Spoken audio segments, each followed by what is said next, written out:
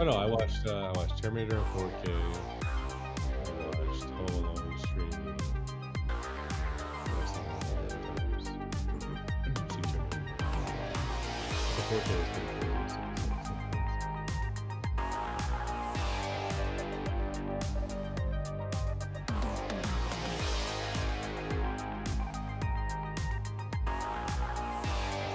Just a little bit. I watched it.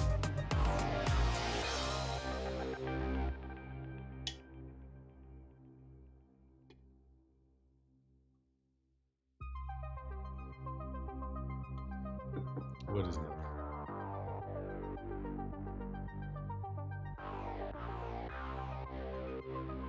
I didn't hear structure.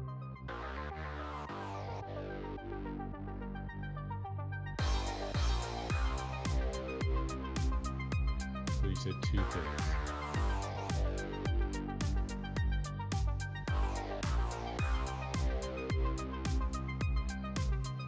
I'm just trying to understand what you're saying.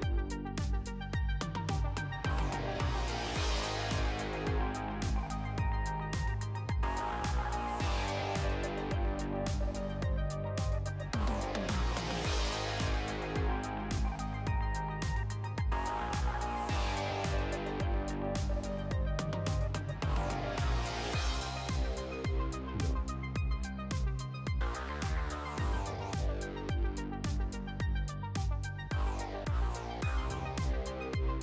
I don't need to.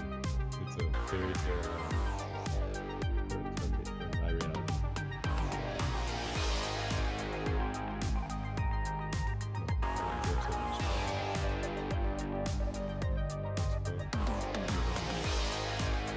I just don't care. I just don't care what.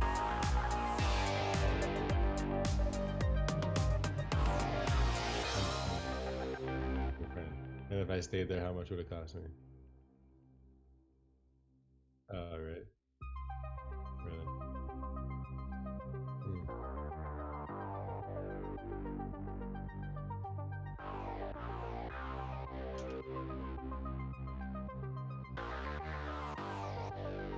Interesting.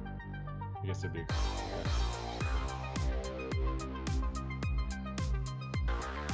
It'd be like a fine print.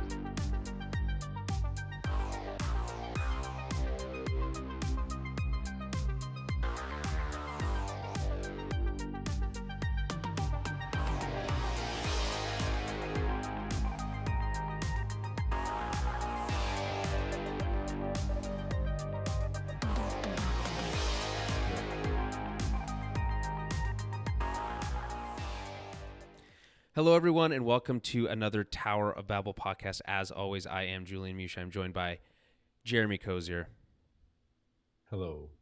and we are going to be talking about the latest in film and TV news. We got a grab bag of news stories. Nothing too crazy. It hasn't really been that busy news story-wise, but we got a few things we've been watching, and really, we just need to fill time here a little bit because this is episode like 199.5 or bonus episodes, whatever, because episode 200 is just around the corner. You could say, oh, well, this is episode 200, but not really because there's a bazillion other non-numbered episodes, so we get to make those rules. But yeah, that's the plan for today. Still in Costa Rica, so the setup is a little bit different. The audio might sound slightly different. It should be close enough, though. I think we've kind of dialed it into so it should be the same. I am still broadcasting live, though. We are. I've got my webcam. Jeremy, if you look at the live stream on the YouTube or Twitch, you can find us on twitch.com/ it's twitch.tv/ Tower Babblecast, youtube.com/ Tower Babblecast. It looks like I'm doing like a BBC interview or something. I've got like the most generic background, like I'm in a hotel room style situation. So I don't have a full studio setup situation going, but it is improving. I will say that I've got some big plans for what the future will hold. Anywho, Jeremy, how are you? What's new? How are things? I am well, but unwell at the same time. A bit sick, I guess. So you're gonna try to not to cough right into the mic. That's what you promised me. Okay, yeah. Deal. I have many liquids here to hopefully prevent that. Have you had any chicken soup? That's No. no. Do you believe in the power of soup when you're sick? Sure. Okay. All right. Fair enough. Some people don't believe in it. To me, it does. It does seem to help. I don't know what the science is behind that, but fair enough. Okay. Let's do a little bit of housekeeping before we get into all the fun stuff. I mentioned this. I recorded an episode with Rachel for Small Screen Star Wars last week, I believe. And one of the things that we announced on that show, so this is now coming, I guess, late to this version of the show, is that we are on Blue Sky. Jeremy, are you on Blue Sky yet? No. No. Are you? Do you think you'll go? Do you think you'll migrate over? I'm not sure. Have you been following the discourse of the Exodus Not at all. from Twitter? Okay. Well, for those who might not be paying attention, who are chronically online, like I am, which is definitely bad for my mental health. I can admit that. I can be a grown man and admit that. Anyway, Twitter/X has become just really, really intolerable. I think many people who are on there probably realize that. So I guess last week, the numbers at Blue Sky have just been like ticking up, about 1 million people a day. It's still well below half the user base that Twitter is, but I will say we did set up a Tower of Babble account there, so you can find us. The Tower of Babble podcast. I think if you search that, you should find us. The handles aren't quite as, I don't think, straightforward as they were on X/Twitter. But anyway, find us there. It's really quite wholesome of a community. Jeremy, do you remember what Twitter was like in like 2012? Remember that golden era where everyone was just nice to each other, and there was a lot of inane conversation about nothing, but at least it wasn't angry. You remember any of that? Yeah, maybe a little bit, but I don't know. I don't read into it too much. Like, I'm not on there all the time, I guess, but I will say this. I've enjoyed my time on Blue Sky a lot more than I have on X/Twitter over the last few years. I feel a lot better about when I read it. I just don't feel like shit usually, like I do after reading X stuff. So that is nice. I will say I'm not as good. It's not as good at delivering me news that I save for the podcast. The algorithm on Twitter was pretty good at delivering me that stuff.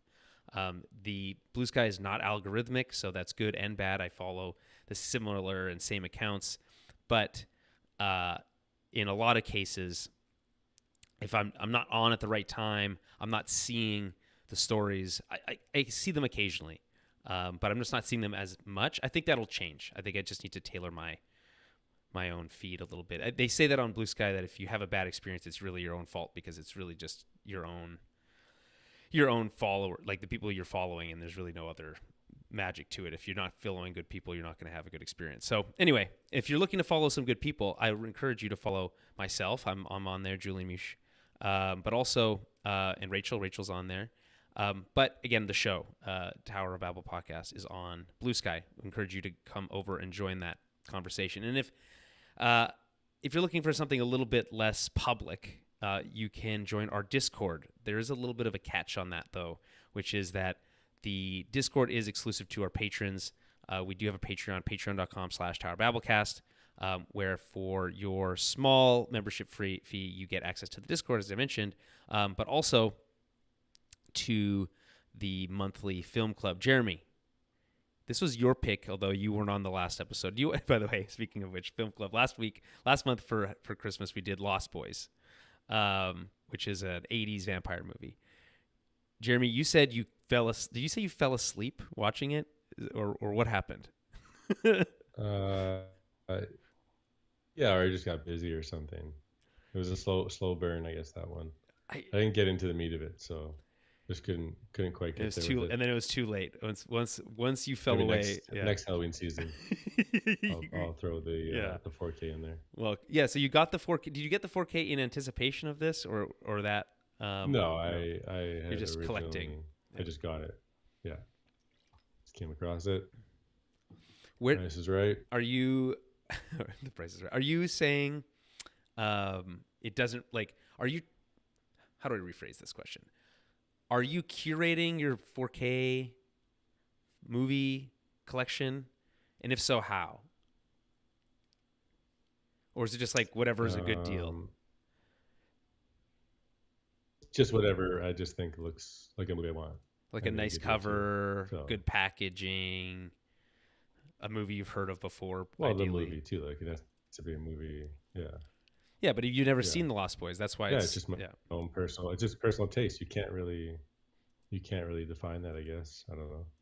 No, I mean some people like to say, "Oh, I'm only going to collect all the Criterion 4Ks or whatever," and like that's there's no wrong way to Mine's collect. just a huge mixture. Yeah, How do mine is you just a how do you big know when you're mixture of done? everything. Or do you ever know? There's like moments where you just feel like you have so much, like you just have You like hit a wall. a wide variety. No, you just have a wide variety. You've hit like you've hit all the major trilogies, let's say, right? Like Lord of the Mm-hmm. Rings, Mm-hmm. Back to the Future, right? You can list so many, and if you have a decent percentage of that, or like some of the really big ones, or the very revered ones, then that feels like you've completed something there. And then you can just slowly add to that, whether it's like just another like I don't know who like I don't know. I just when I see it, it's just like, yeah, I want that in there. Right. Okay. It's just personal taste, really. How big was your But DVD then mixed collection?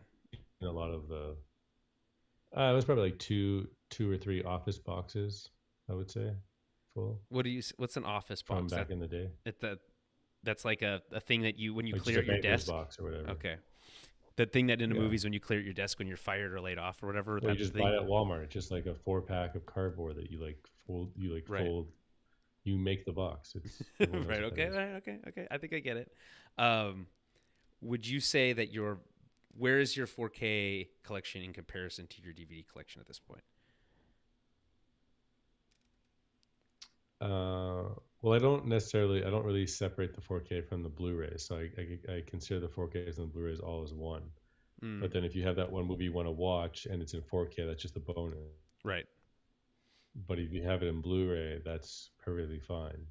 It's just if it's a movie like The Terminator and there's a new 4K remaster, it's like, okay, that's when you think about, okay, I want to watch Terminator, but there's a new 4K out, so that's when I got that. And you've And watched this 4K and version there of was Terminator. then watching that, yeah, I watched that one. So Amazing, insane. The tell quality is just is unbelievable. you think that the visual is this the Terminator 4K, is this getting the same treatment that T2 got, like the AI upscaling? Yeah, or? but I think what I understand from some of those like Twitter Mhm. Blu-ray people The nerds, yeah. that like yeah, well, Yeah. there's like people who like it's like their job. They just like order them in and sell them or something. Yeah, I don't know. But they were mad that the film grain or like some original kind of like tone of James Cameron's movies was like ruined with making it look too like removing the grain and making it too clean, something like that. And then but apparently the Terminator, like the grain is there, like just enough of it. Right. I feel like But where do there's you like AI grain they can do too. So I'm not like that snobbery and like Hmm. I'm comparing the differences. I just when it's on my TV You can tell if it looks good or not. playing through the PS5, I just know it's going to be the best if it's a 4K. Do you feel like if you put on like a Blu-ray and then the 4K next to each other, do you think you'd be able to tell the difference? Yeah. Okay. Do you and like so the Terminator It's that specifically? much more. Um, Oh yeah. yeah. Okay. There was like moments where it's like this is like modern day. Feel like you feel like you're in the frame. You felt like it was So crystal clear. interesting. Just yeah. Where do just you feel nuts. about how do you feel about film grain in general? Are you pro film grain?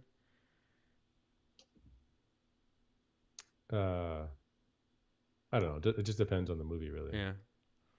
I just think of something like The tone, how Heat grounded it or is. something, Yeah, or E-T-Y. Godfather, where Yeah. the film grain is so, I feel like, pardon the pun, ingrained, in that experience, that to like remove it, I feel like Terminator maybe is the same way. I don't know. I haven't seen Terminator in a long time. As everyone knows, T2 is a superior Terminator movie, which I typically see more often. Yeah, But but like but yeah, like to me, it might be my favorite movie too. But I like the blockbuster nature of it, like this modern blockbuster, like this is it. the T2 or the T1? So to have that clean cut T2 Hmm. for me, so to have that if it's less film grain, because I haven't compared the two, then I think that's fine though, like because it's just so iconic and big, colorful, Mm-hmm. and just never ending and epic. So So, having seen I yeah, T1 but recently, when I obviously, have yeah, that one, I have the 4K of that one, and it looks great. But okay. people complain about it. I don't know what they're saying.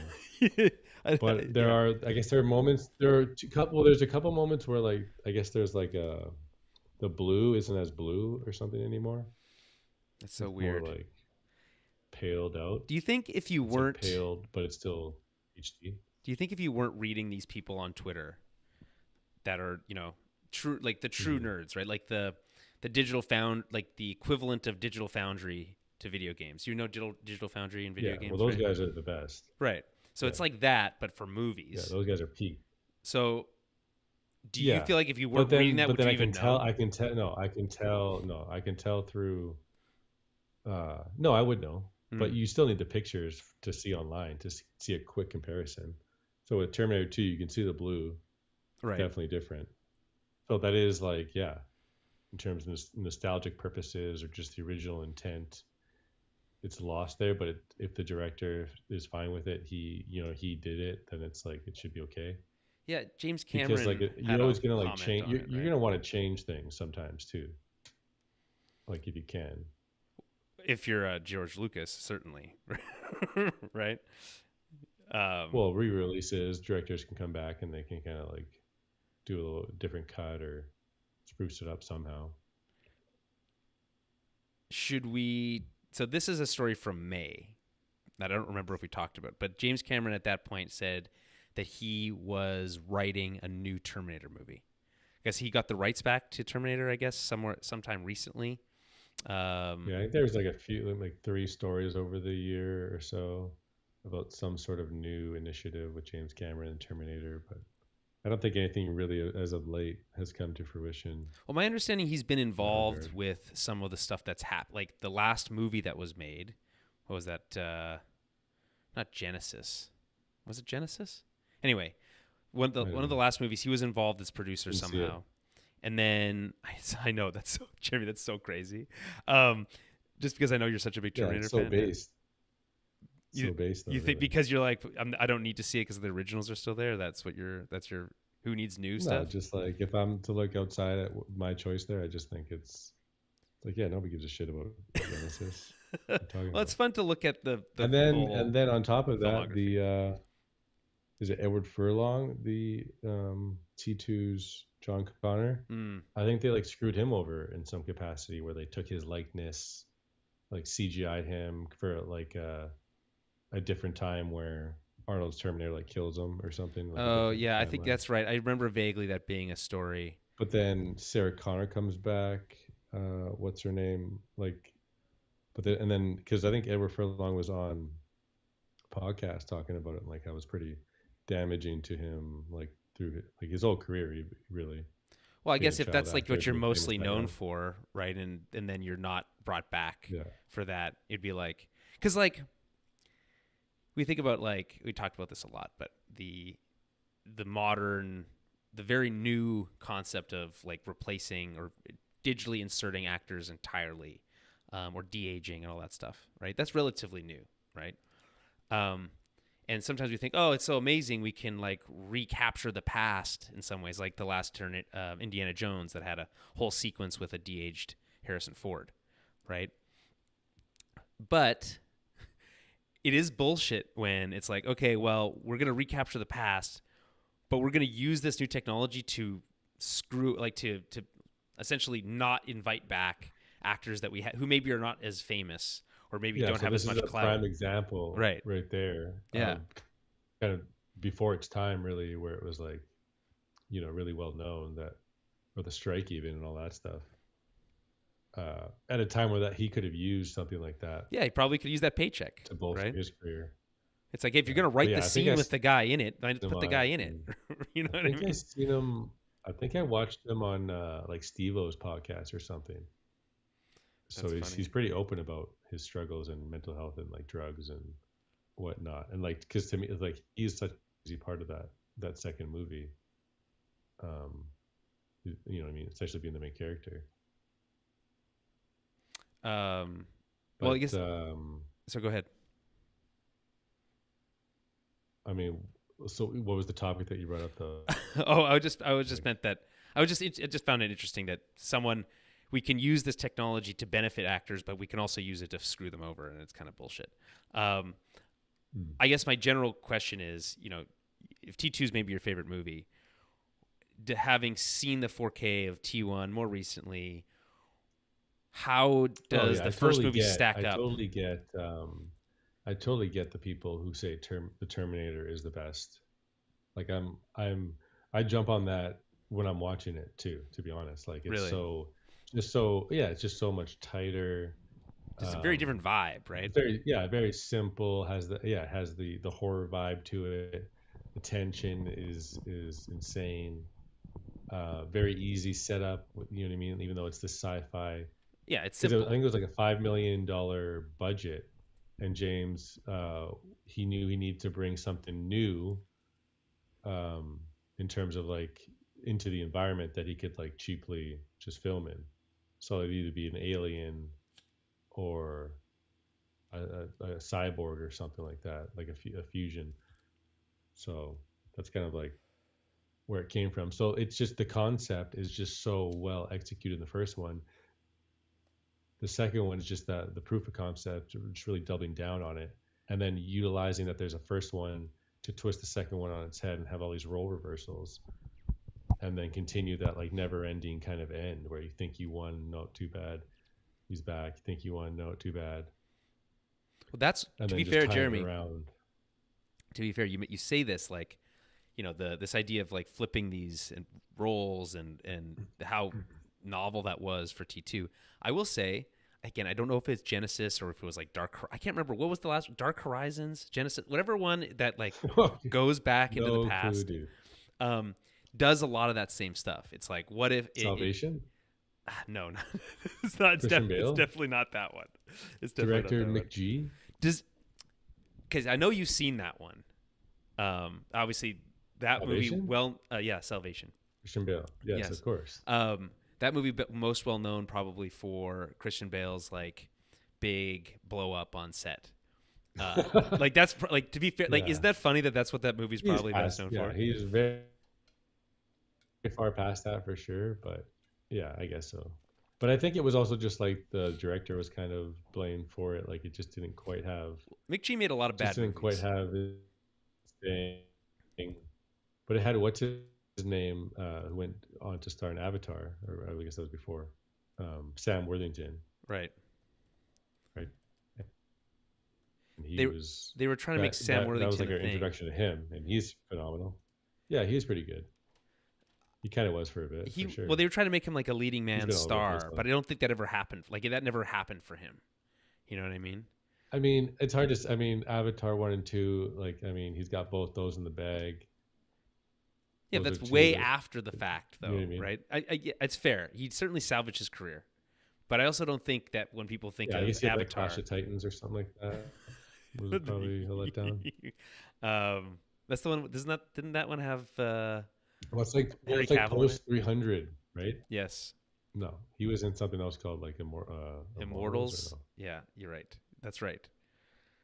Okay, so Jeremy, I feel like I do this every time. I apologize to every listener who's ever been annoyed by us not being able to remember the sequence of titles in Terminator. But they are like pretty random and not easy. They're not like, it's not quite as confusing as the like Dawn, Rise, and War for the Planet of the Apes or whatever.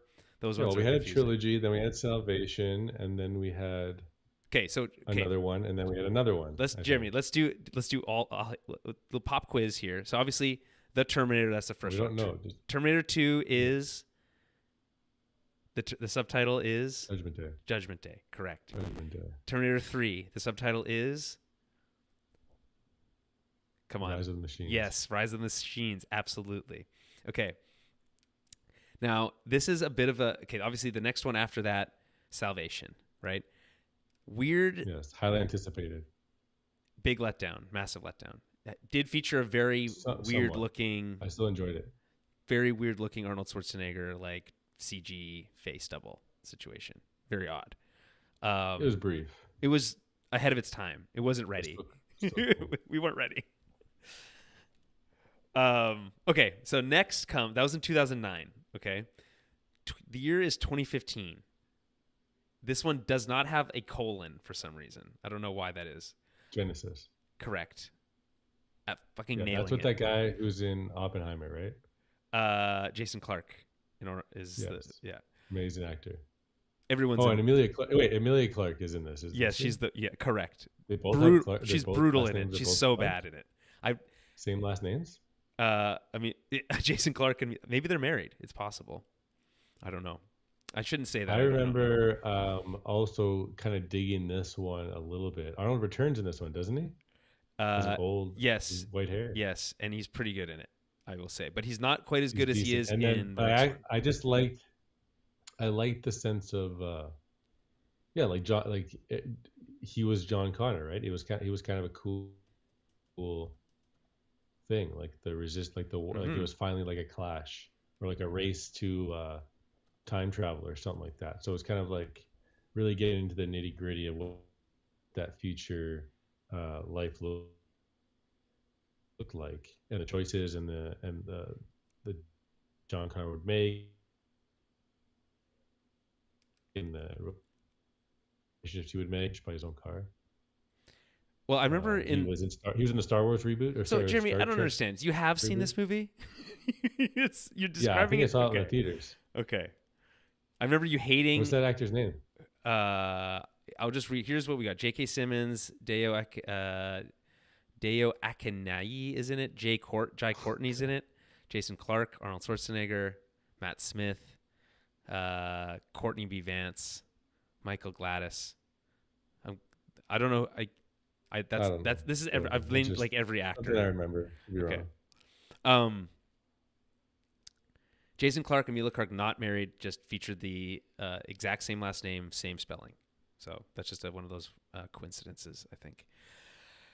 Anyway, I did like this movie a little bit. It was cool seeing some of the more future stuff. They showed a lot of like the cool technology and stuff that they had back then. Or in the future, whatever. That's hard. You know how time travel works. Actually, speaking of time travel, I should finish this plug. Film Club for this month, the month of November, which will probably be a little bit late because I'm traveling on the 28th, is also a time travel movie. This is a movie from Gregory Hoblit, Frequency, from the year 2000. So that is next up. Jeremy and I will be discussing Frequency. That's Jeremy's pick, so you can't blame me for this one. But he's been pretty spot on with his picks, so we'll see if he hits this one also, if this one's another home run. Is Frequency a movie you've seen before, Jeremy, or is it? I have. Okay. And you liked it, obviously. Yeah, that was cool. You would never would you ever purposely subject the show to a movie you did not like? No, of course not. Okay. I didn't think so. You don't seem like the type of person who would ever put on a movie you didn't like ever again. Is that fair to say? Yes. Yeah. Okay. Okay.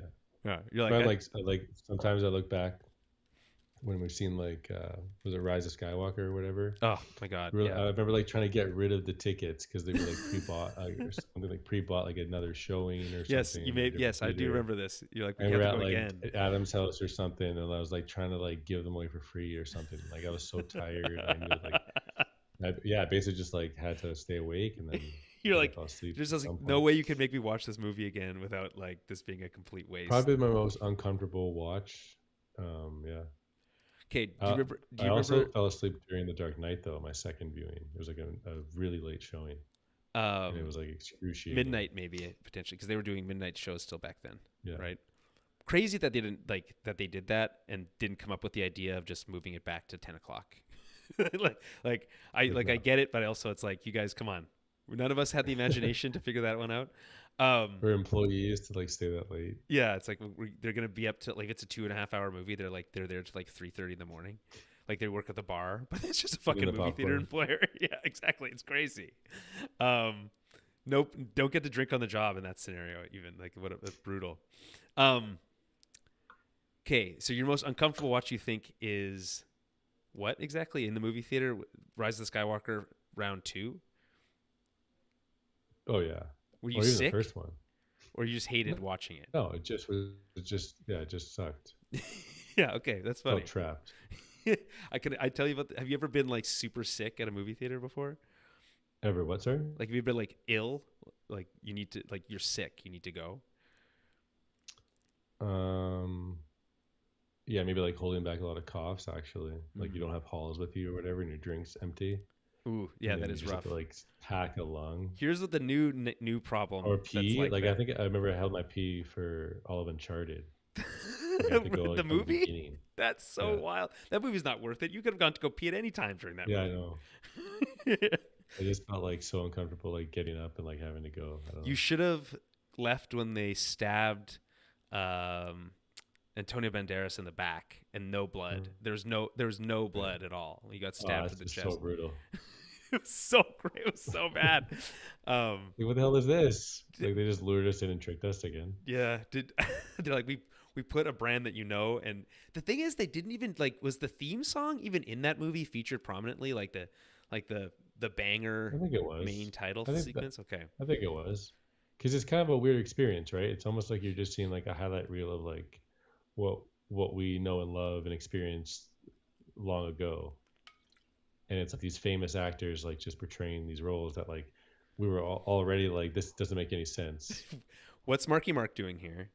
Yeah. In the Like, Sully and role, it then the makes whole thing it's is no he was sense. so aged out. He was so aged out because he was originally Nathan Yeah, that he turned into Sully, but he still wasn't old enough. and then But then we walked out of that movie actually laughing at their interactions and their banter, be, and just well, it's a lot of you know, it's a lot of the classic Mark Wahlberg. Well, Wahlbergisms. exactly, But it's totally. tied in with the Sully, just like saying, a classic Sully line as well, You can a kind of little bit. But connect the then dots. him was mostly just being annoyed with Tom Holland though as well. So it's Yeah. almost like a cross between like SNL and like a PlayStation Yeah, commercial. it's so it's Those you're like totally it's as if SNL did a PlayStation commercial yeah, for because those Uncharted. PlayStation commercials are so epic. They're like pound for pound some of the best like video It's up game there or with the like Halo live action commercials for sure.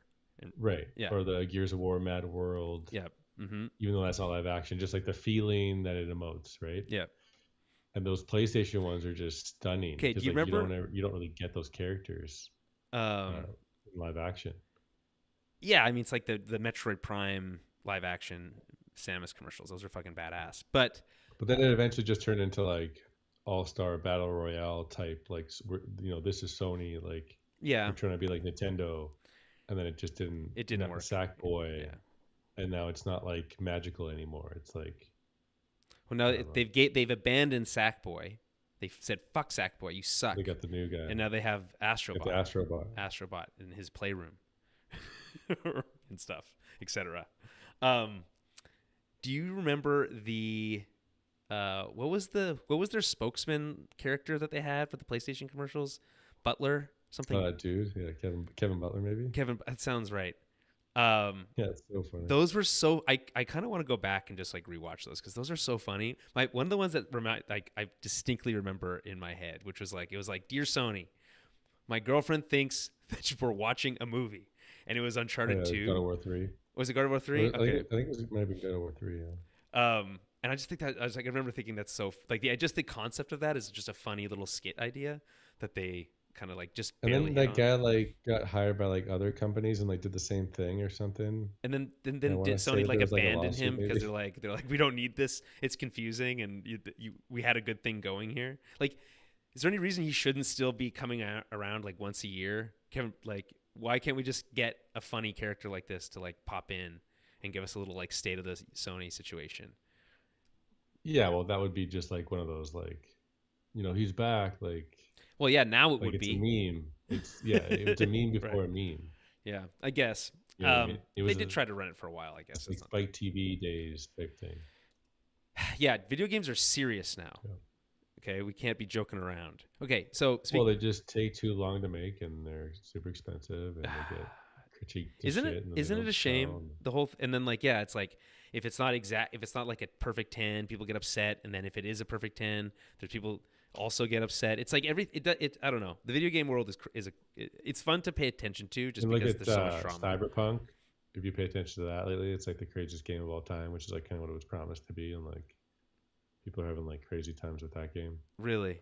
But when that launched, that was like completely broken. Like there was like a crazy historic launch, right? Oh Like yes, I remember refund that. and I was a so- I was a sucker, Jeremy. They suckered me.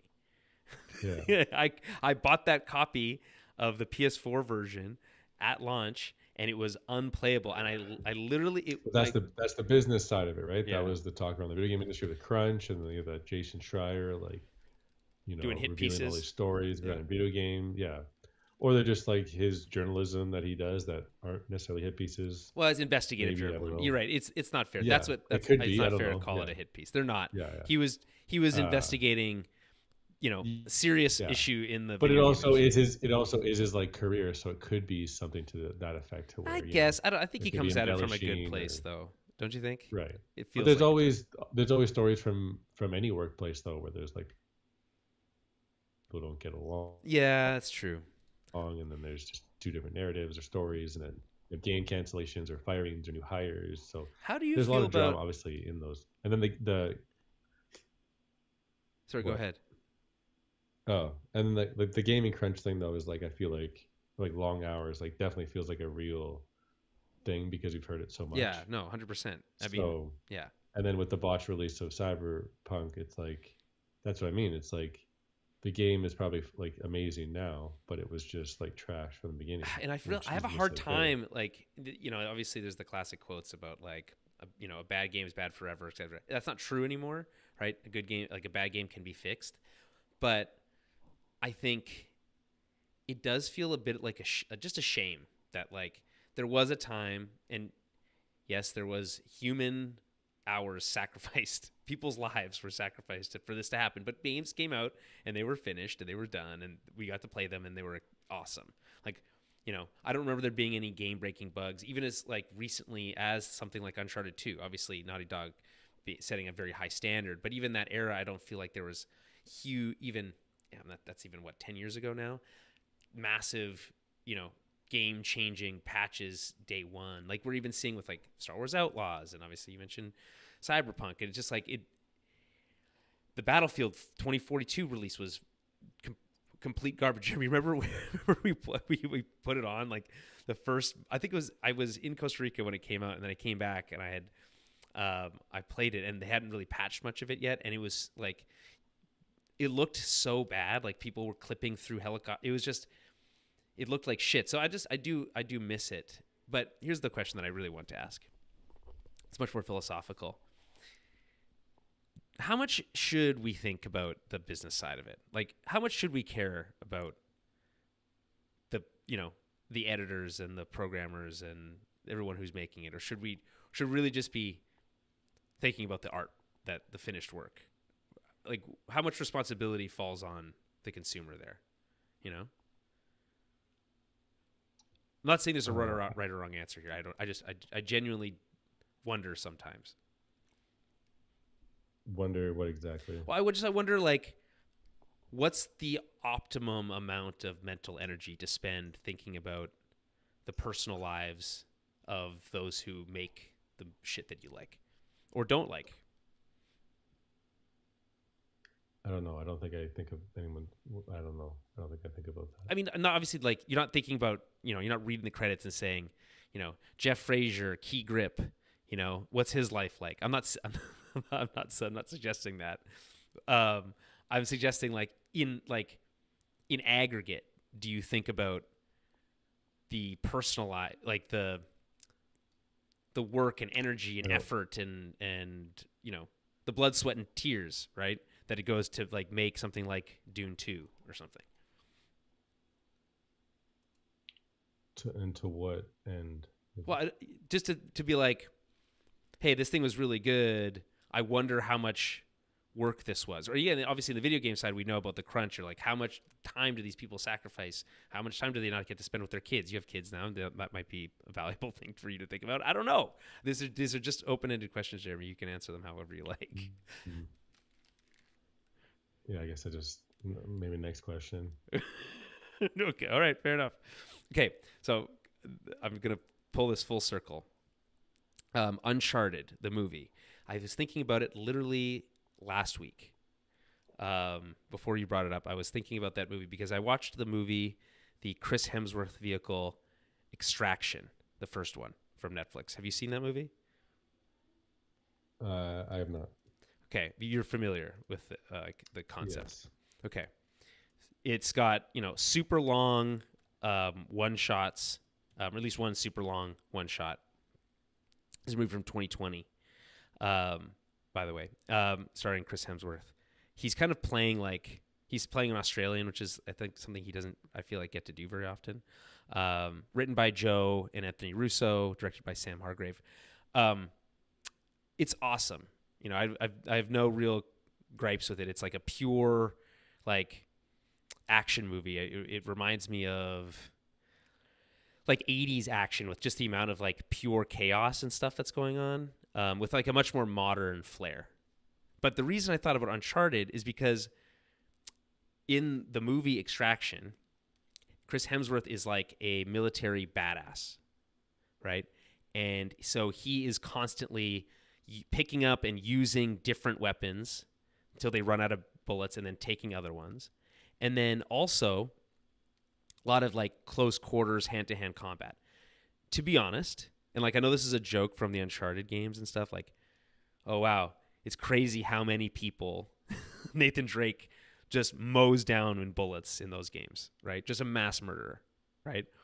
But it's you don't think about that because it's just a fun romp and the music's fun and everyone's cracking jokes, right? But in Extraction, it's not that different. There's the body count, Jeremy, is through the roof. It's it's got to be hundreds and hundreds of people get shot and killed in this movie. Lots of violence. I wouldn't say over the top gory violence. It's more stylized violence, but needless to say, there is some crazy stuff with knives and people being shot and stuff. No doubt. I was thinking, and this is, you need to maybe see the movie because to really pick up what I'm putting down here, but essentially Extraction is closer to an Uncharted movie, especially if you consider the combat sequences, than the Uncharted movie ever was, minus the humor. It just needs to be funnier. But it's, you're going through exotic locations, you're mowing down and the way the bad guys are dressed, they all just look like generic, they're all wearing balaclavas and helmets and stuff. They look like Uncharted bad guys, that you're just taking out, one giant shotgun blast at a time. So here's my advice to you, Jeremy. Go watch Extraction. It's on Netflix. It's awesome. Just as a pure action movie. Some of the coolest action. The long take, and that was about it. Which is even the long take is half an hour. So, you know what I mean? The Gray Man with Ryan Gosling, it was I guess the first one or two action sequences were okay, and then once they got they weren't that good, I just stopped watching. Man, you have a really low threshold for when you disengage from a movie. Do you, is the threshold equally as low to start a movie? Are you just throwing shit on and then walking away from it if you're not feeling it? No. So you're making a conscious decision to start a movie, and then halfway through you're fuck this, I'm done.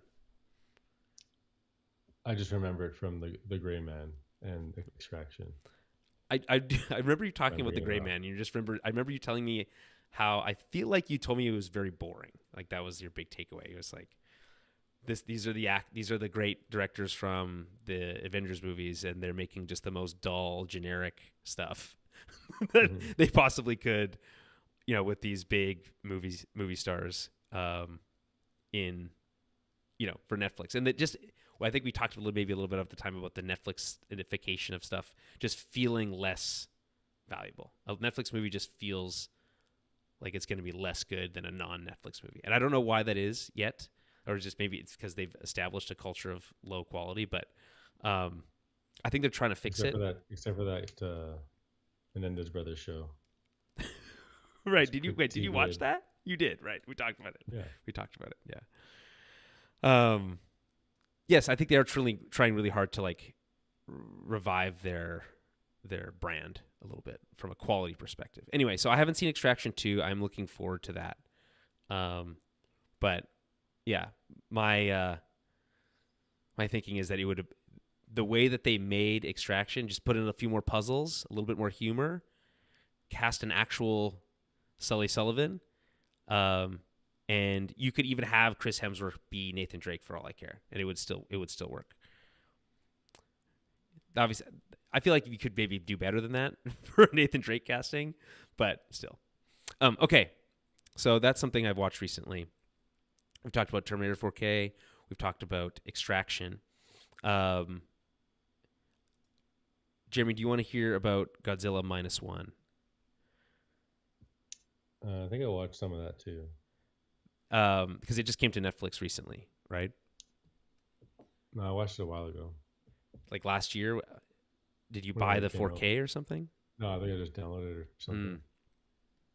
Did you finish that movie, or was it because it was too didn't boring? finish it. No, it just went on a little too long. Okay, it is. I will agree. It is long. Did And you like see the effects are really good, but it's like they're not that good, but it's like really good, like consistently, like throughout the whole thing. And it's like it's good enough. it looks like it fits well enough, but you also know that it's CG. You're aware. Yeah. So yeah. I thought I was when I was gonna, or why I was enticed to watch it was I didn't think you would know or whatever. Well, it won Best Special Effects at Oscars. Yeah. But so I think I just kind of leaned into that, like just knowing, like, okay, these are just very well done effects and like a really modest budget and like just a cool way they did it. And then remember they said they wouldn't tell. They're like, we're not going to tell anyone how we did it. Like, yeah, something like that. Yeah, like it's so even funny. Spielberg was like amazed by it and like has a bunch of quotes about it. And they're like, yeah, it's a secret. We'll never tell. It is pretty cool. I watched the color version and I watched it subtitled, and then I put on like one or two sequences of the black and white version, and I was like, okay, I get it. I feel like it's a hard sell to watch the black and white version of something like immediately after the color version. I don't know. Maybe that's the perfect time to watch it, but I feel like I'm not always super excited to jump right back into a movie right after I finish it. Like I don't think I would ever start a movie over after watching it once. Have you done that? I did. You started you watched Justice League back to the 4-hour Justice League cut, the black and white version. Yes. Immediately after the color version. And what was your experience? Like, what was that experience like? Was that it's too long. I didn't finish it. I didn't finish it right after immediately, but no, it's just really cool. It's just like such a throwback. Like everything is just so cohesive and just dark and like, but also pops, and it looks just more like, not like more art. I guess it is more artsy because it's like such a. It's definitely artsy, yeah, 100%. Yeah, but it's just cool when we're like thinking like for that, like that film in particular. Just cool. Yeah, I mean, I feel like your eyes are drawn to different things when things are in black and white, right? So you kind of just see the movie a little differently. But anyway, I thought Godzilla -1 was pretty great. I watched it on the projector here, Jeremy. I have the projector set up here in Costa Rica, and I will say I'm very impressed by projectors. So you know how I was a big proponent of the OLED, still am, no doubt. You're not going to get crispier blacks, inky blacks than you will with an OLED. But I will say, it is pretty fucking sweet What will you say? it is pretty fucking sweet to watch something in I 100 will inches say. at home. Like full, huge, like as big as the screen as possible. My dad, Yeah, my dad, different level of immersion. bless him. It's so funny. He always does this kind of stuff, but it's like he sat down and he was like, "It's too big." he's like, I have to. I feel like I have to turn my head to watch like something go from one side of the screen to the other. I'm like, that is not true. It's not that big. You can't. You can definitely see the whole screen. It's like you're sitting front row of the movie theater, is what he said, which again, very funny to me, because of course they've literally redesigned movie theaters so that no one has to have that experience anymore. So it's a throwback experience, really. It's not a good one. You would you ever do it I again? don't remember what movie I did. I don't remember what it was, but it definitely sucked. Here's what I would say. I've said that a couple times. What would you say? Yeah, I know. I got to stop doing it. I'm just real. I noticed it at that moment.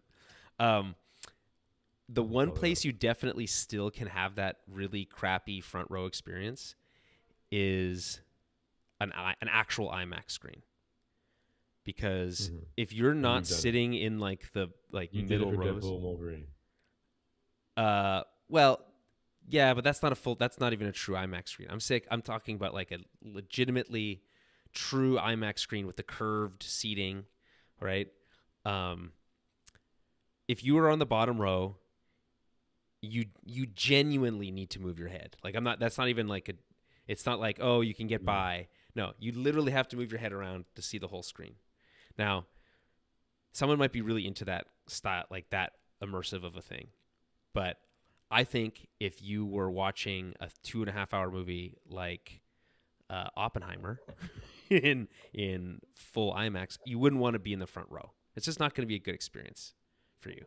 So, but otherwise, I mean, they've completely redesigned. I can't believe a little bit inside baseball, but I can't believe that the Silver City like Polo Park location is like still, they're not renovating it. Everything else is getting renovations, but that one is just not. It's not getting the love, because Silver City Saint Vitel got replaced all of their screens from traditional stadium seating and put in that like multi-leveled. No, there really is no true front row situation anymore. Like the front row is when you walk in, and then the second row is like 10 feet up above that.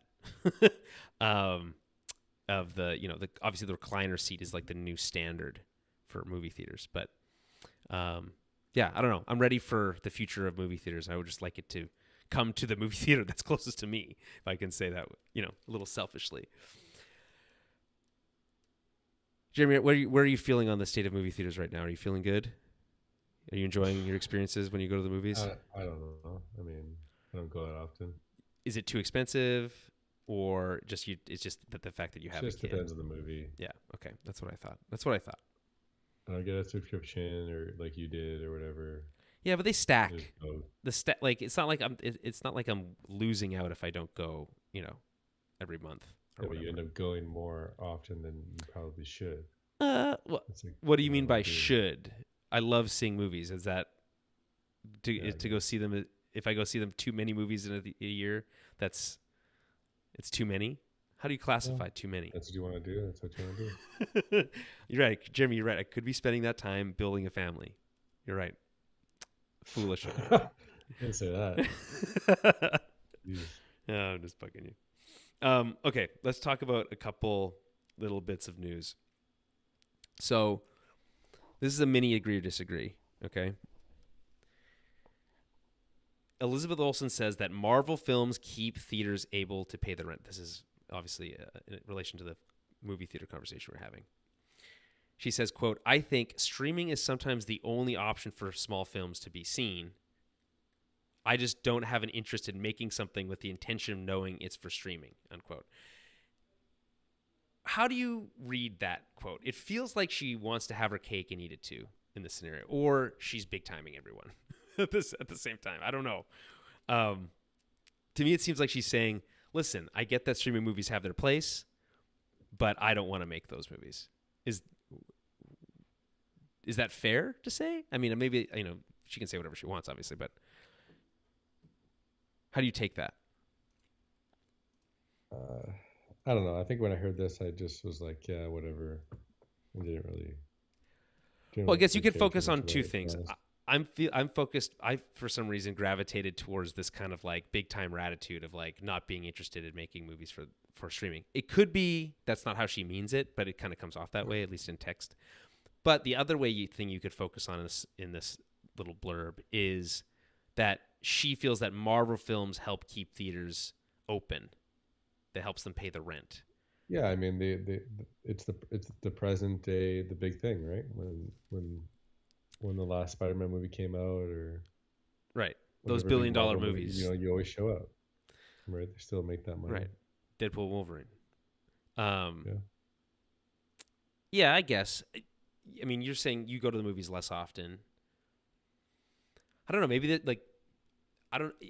The impression that we're made to believe. I think that is kind of pushed the narrative that is pushed by like the media, the not to say the media, but like the press people who follow Hollywood, etc. And the theater and the directors and all them themselves is that movie theaters aren't doing well and that we need to help save them. But ultimately, that usually just comes down to you need to go see more movies, even if the movie experience isn't that great. But then you hear from directors like James Cameron who talk about, well, I want to make movies that people want to go to the movie to see and that they have to see in the theater to make it worth their while. And it's like all about the spectacle of it. For me, it's hard to square the circle. Like again, coming back to, Joe Consumer or Julian Mush, how much should I care about like how well a movie theater business is doing versus just saying like, what'll happen, and I have no part to play. I think at this point you should just not care anymore. Just let it die. Let the past die.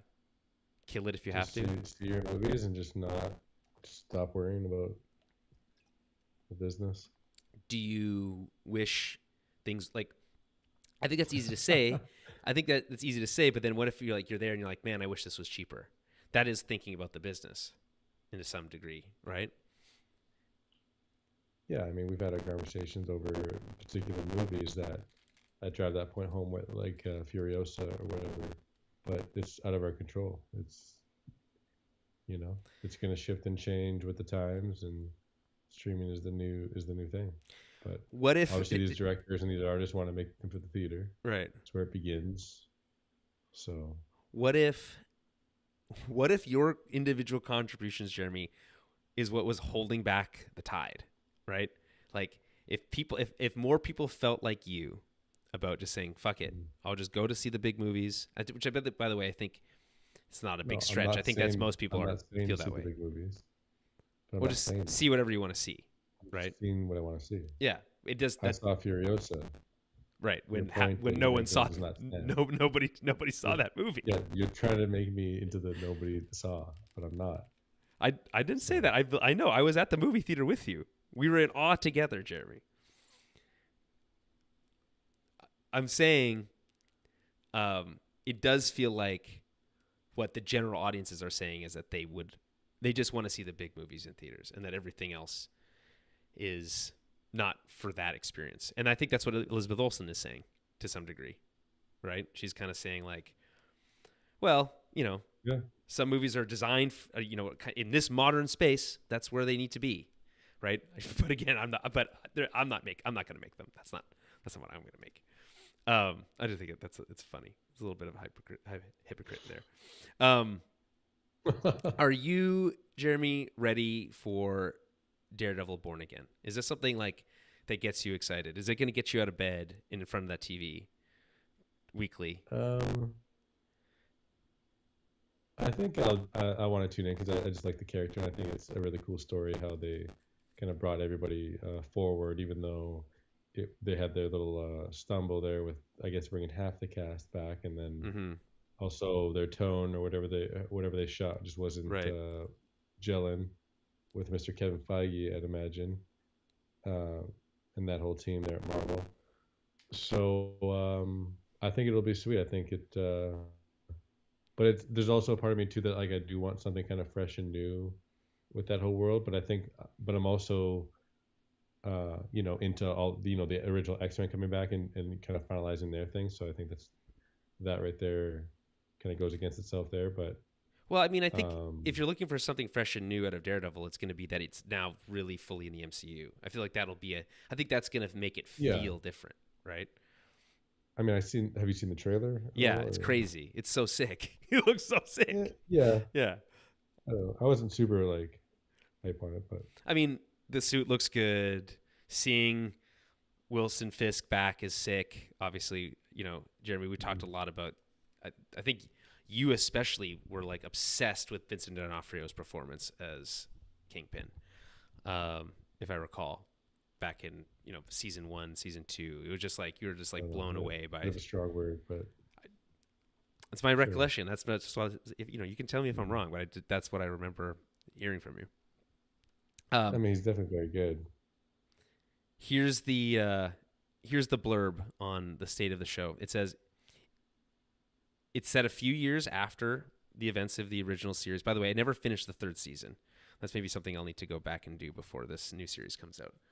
I know it introduced Bullseye, but I could not tell you a single detail about what happened at that point. Like it was just like that was lost in the maze of like all the Defenders stuff. And I remember, Jeremy, you were We're so watching Arrow. we were watching Arrow. I remember you being so mad at Iron Fist at being like, this show is It so wasn't brutal. bad. No, that's not what happened. Sorry, what was it then? How did it?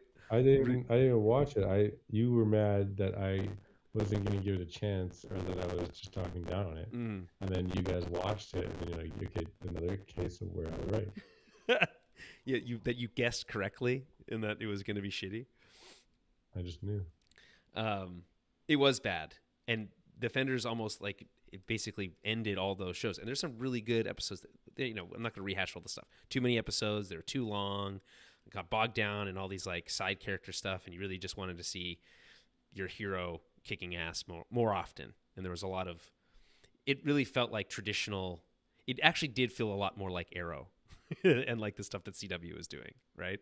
Like very interpersonal drama heavy stories. Luke Cage. Yeah, and Luke Cage the first season of Luke Cage is great. It's so good. Yeah, like, but it was a little too long. Or Yeah. something like that. Yes. Right? Is that one? Yes. But I think it was still only like 8 episodes only. No, it was like 18 believe. episodes. No. Yeah, they were super. Oh, They were that's too long long. seasons back then. Yeah.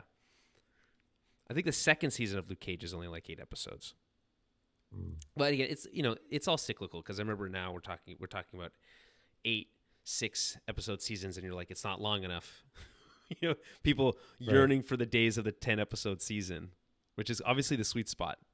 Even the Penguin was only 8 episodes, which is a real bummer because that show was fucking awesome. What was I talking about? I lost my train of thought. Oh, Daredevil Born Again. Yeah, I'm pretty stoked about it. I've been watching the Marvel shows, keeping up to date, doing my homework. I know that people don't like to term it that way as like having to think about doing your homework, but if doing my homework consists of watching a 45-minute Marvel program about lesbian witches, then okay. I'm willing to make Marvel? that sacrifice. Isn't that in Star Wars? No, well, it's both now. It's both now. Well, yeah, Yeah, no, Agatha. Yeah, well, Agatha all along. Pretty good show, actually. Pretty funny, I think. Had its moments. Sticking with the Marvel stuff for a second, Kevin Feige says Avengers Secret Wars will, quote, really lead us into a new age of mutants and the X-Men. Again, it's one of these dreams come true. We finally have the X-Men back. This is from Deadline. We've been talking about this for a long time. finally talking. But, yeah, like- and he's finally opening it up. Right. We're following What the was this traditional at? He script. was like on a big TV screen or something like that, like zooming in. These like hosts like asking questions. Like, what was that? I genuinely don't know. I didn't read that part. I just kind of like grabbed I watched the like blurbs. 2 minutes of a 18-minute video of it, but I stopped because I think I saw all the tweets of like the major things that he said, That's so funny. and it was obviously largely X-Men related, but also Fantastic Four. Do you feel Like relieved to that he's me, that's the talking most about? exciting thing. You think? Wait. You think Fantastic Four is the most exciting thing?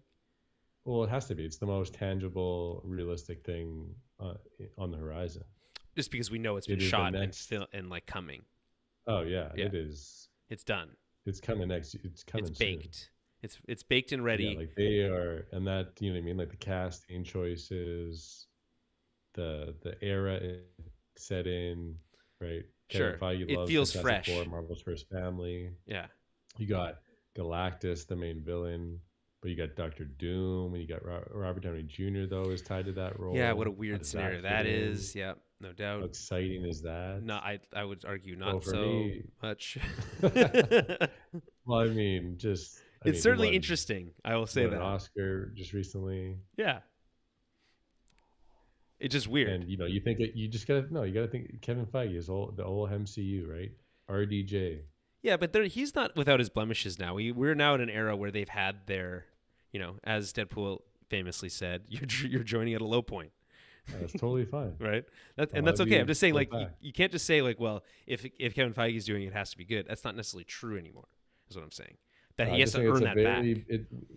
I mean, we already talked about the RDJ bringing it back, but again, I just want to remind people it's a very big swing, Yeah, it is. and It I could think it's going totally to pay off. fail. I think it's going to make sense.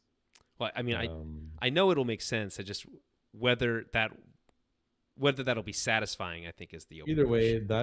that's the closest thing to us for the MCU Marvel, a big movie, right? Mm-hmm. Or is there something else I'm missing? Yeah, you are missing one. I'll give you a second. Which What one? is your best guess for what the Is it a actual show next or a big one? movie? It is a movie. Oh, Craven the Hunter. No, oh man, it's a funny guess though. That's Sony though. Yeah, no. Think, Jeremy. It also features Harrison It's, Ford. oh, right, Captain America. Yeah. True. When does that one come out? Like any day now. Like, No. Is it the spring? Is it a Is it spring this movie? year? I feel like it's next year. It's next year. I think it's like February. What is that? Yeah, that's insane. They just shot out so many trailers and they all sucked. They didn't all suck. And then The they one with slowly started showing more Red Hulk. the one and with Harrison Ford. the flashing like giant blocks of text like where it goes black like back and forth. You know what I'm talking Yeah, about? like they're just trying I to like they're that just one. trying to put like a snappy It's a good trailer. slick editing style over it, and then trying to revert back to Winter Soldier vibes of like the whole espionage political type thing. Mm-hmm. I mean, They made no it's secret cool, about but that. like, yeah, I mean, yeah, but it just I don't know. You Doesn't feel look like it that feels good. forced to you, or is it? It doesn't look that good. I kind I of think it's cool. I think the Harrison Ford parts look cool, like interesting. I want like him as the president's very, very cool. What does this whole Red Hulk mean? Like that's all. That's very cool for sure. Like it's not that I'm not gonna. It's not that I'm not gonna watch it. I tell you this though, I am excited about getting more Harrison Ford on the red carpet and like press tour stuff for this movie. Like Mhm. it's Yeah, always you like thought he was an old curmudgeon, but now he you is an old realize he's very curmudgeon. exciting. He No, he's literally He's- is. he jokes around nonstop. I mean, he can be an old curmudgeon He who can just still be he aware of the just fact says that he has that. if you just no if he's gonna be at a presser and a paid person on the microphone is gonna ask him who shot Greedo first or Yeah, whatever. yeah, the question obviously. is, Yeah, he's over he's that. going to he like he makes fun of the situation when it happens. He just like he just like answers in a different way, and it's funny. No, but he said other He's not things like too. trying to get home and nap. No, making it's these true. movies. He does seem like he's excited about being in the Marvel stuff though, which is a fun idea. Yeah, I watched some of the panels of all of them, like Giancarlo Esposito, Harrison Ford. There's that Spanish actor. Seth Um, Rollins, Rosa Salazar. Was he there? I don't know. There was like a group of them, and it was just cool seeing them all interact and just like talk about their time making the movie. But they're all just happy and jazzed to be there because they're in a Marvel movie. at the Yeah, end I of the mean, day. And they got Harrison Ford, I would. and that's Okay, all they kept touting, right? Yeah, I mean, I Um, guess. even the main Anthony Mackie. It's like we got Harrison Ford. It's funny that they have It's like Giancarlo Esposito in this movie, but like he's that's just such a minor like bit player and he's in part of all like the this stuff. Serpent Society or something like I that, which think, is well, insane. yes, I think so. Which is Yeah. fun. Call back to the original, like, was it Captain America 2? Was originally supposed to be a Serpent No, Society movie, or 3? three. 3, right? Yeah, it's like there's like crazy theories with DC and Marvel at the time with Batman vs Superman and Civil War and like the similarities between Right. the storylines and threads there and whatnot. But there's like crazy theories where people think Jeff Johns like leaked it to Kevin Feige because they're friends Really? and That's funny. like took the stories. Like, I don't know. Yeah, obviously those are crazy, but it's funny to see all those theories. Yeah, it's a different time. We know a lot more about how these movies are made now than I think we knew back then, to be honest. I mean, the thing about Captain America is that it's been basically done for a while, but they didn't feel like it was the right time to release it. They've done a bazillion reshoots. It certainly has a lot going against it, I think, in terms of like, will this movie be good? The whole Deadpool low point. Yeah, This is one of those movies that could be into that because it was made during that since time, then, right? Like, yeah, because there's still movies and stuff that and were not even being just made. low point. It's just like low Marvel entries, like the Winter Soldier show. Well, there does feel like there's a bit of entropy. There is some momentum was Moon Knight. lost, right? Don't mention Moon Knight. Moon Knight's actually not that bad. The Marvels. It's also not that bad. Bomb. Yeah, I know. After making $1 billion, there's no guarantees anymore. Which is hilarious. Yeah, that is funny because have you even seen it? No, but I collect all Marvel movies and shows, regardless like, of whether you're gonna watch them or not. Yeah, I'm missing Ghost Rider 2 on Blu-ray. I'm missing classic all the Punishers. I don't have a single Punisher movie. Okay, speaking of which, do you think Punisher's gonna appear in Daredevil Born 100%. Again? I think it's already been leaked. Okay. John Bernthal's back for sure. John Bernthal is easily becoming one of my favorite actors working. And he just had one season as Punisher? He had one season as the show So Punisher, and it was a fucking and great that shows show. So many memes. Wait, actually, hold on. I think there now. might be two. I think there might be 2 seasons. That's nuts. Like, there's no Blu-ray for that, I don't think. Well, it's a Netflix show, so it's like they're so rarely released physically. And then it's like, remember they were like taken down from, oh man, that's true. There is 2 seasons and they each had 13 episodes, Jeremy. They came out 2 years apart. Yeah, it's insane. Yeah. Like, Okay. that's something I would watch if I had the Blu-ray, I feel like. Me too. I mean, I genuinely, like, especially now having a lot much more, like, not say respect, so but dark, just like, just so much killing. And then him struggling with the killing, like that whole, I feel like the Punisher is primed to play a big role, or at least play an interesting role. Sorry, let me rephrase that.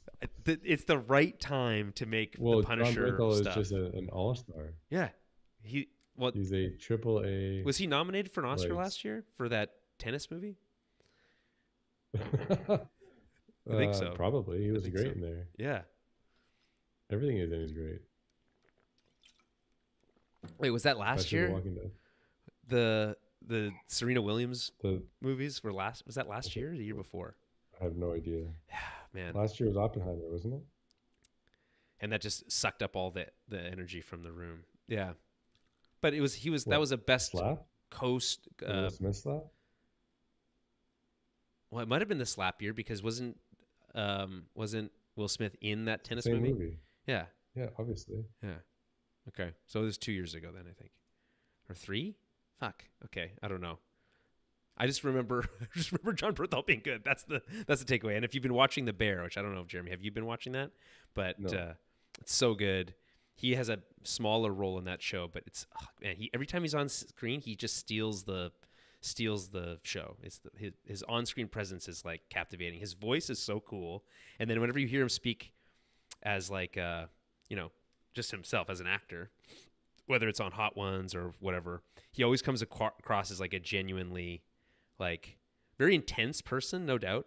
He seems like a very intense person, but like a cool, thoughtful, good person. So yeah, big fan of John Bernthal. I'm excited He to has a see him. podcast. Oh, he does his own. Yeah. Do I like him enough to listen to his podcast? I feel like I wouldn't. I want He to do that. just finished like praising him, and then Yeah, I know. And then I put myself in this box, and I'm thinking like, I feel like it would so make what? me like him less, and I'm happy with the amount I like him now. Probably You know, like I most get likely. excited about seeing he's. I wouldn't say he's like a movie star, but he's like I think he's getting there. So okay, so I think he's there. back to the original comment. Are you glad that we're now in this era where we can just talk about X-Men coming to the MCU? That we're not beating around the bush anymore. Yeah, I mean, I've been talking about them for a while. Um, and the rumors of Secret Wars and Hugh Jackman and Toby and Andrew, all that stuff is all going to interlace with the X-Men if Hugh and the OGs are back. Um, so it's very exciting. This is what we need. The time is now. We need Yeah.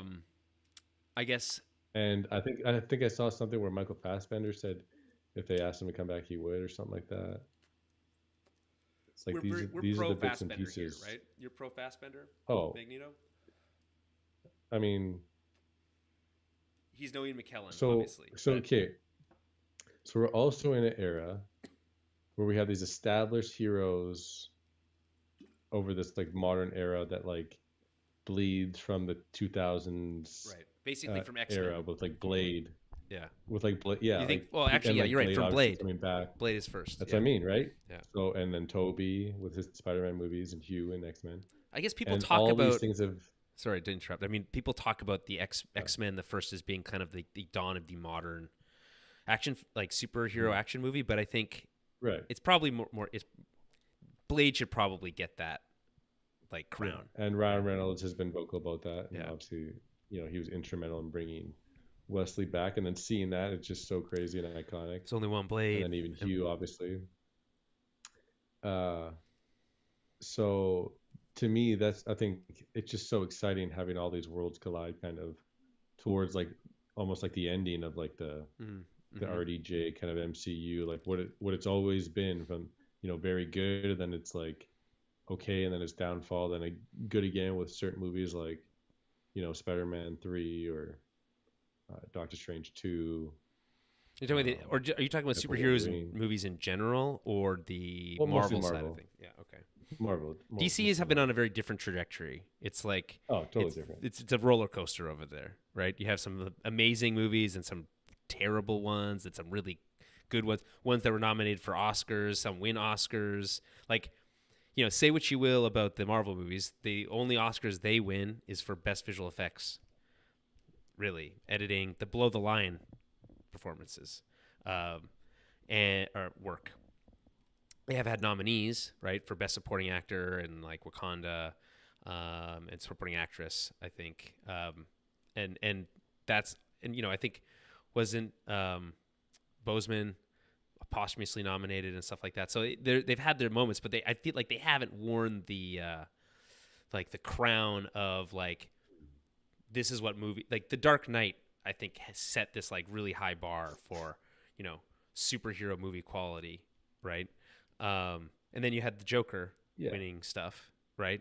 So whether you can take that movie for whatever, whether you liked it, it didn't, whatever, it still was winning Oscars. So, but yeah, no, Marvel has been on a much kind of like different trajectory even than DC has, without maybe the kind of accolades. Sorry, I don't know how that ties into what you were saying exactly, but I wanted to add it. Yeah, I have no it idea. because you were talking I about. don't know if that. Let me get you back on track. You were talking about how we're in this era now where it's kind of all happening at once, the old and the new, right? Yeah, when we were in an era where we're almost like done with the old and wanted new. You Right. know what I mean? Like, I think that was, but that might have been mostly for DC as well. Like that was kind of like because they kind of strung it along for a long period of time. Well, they were releasing With like like, movies like Harley Quinn. What was that?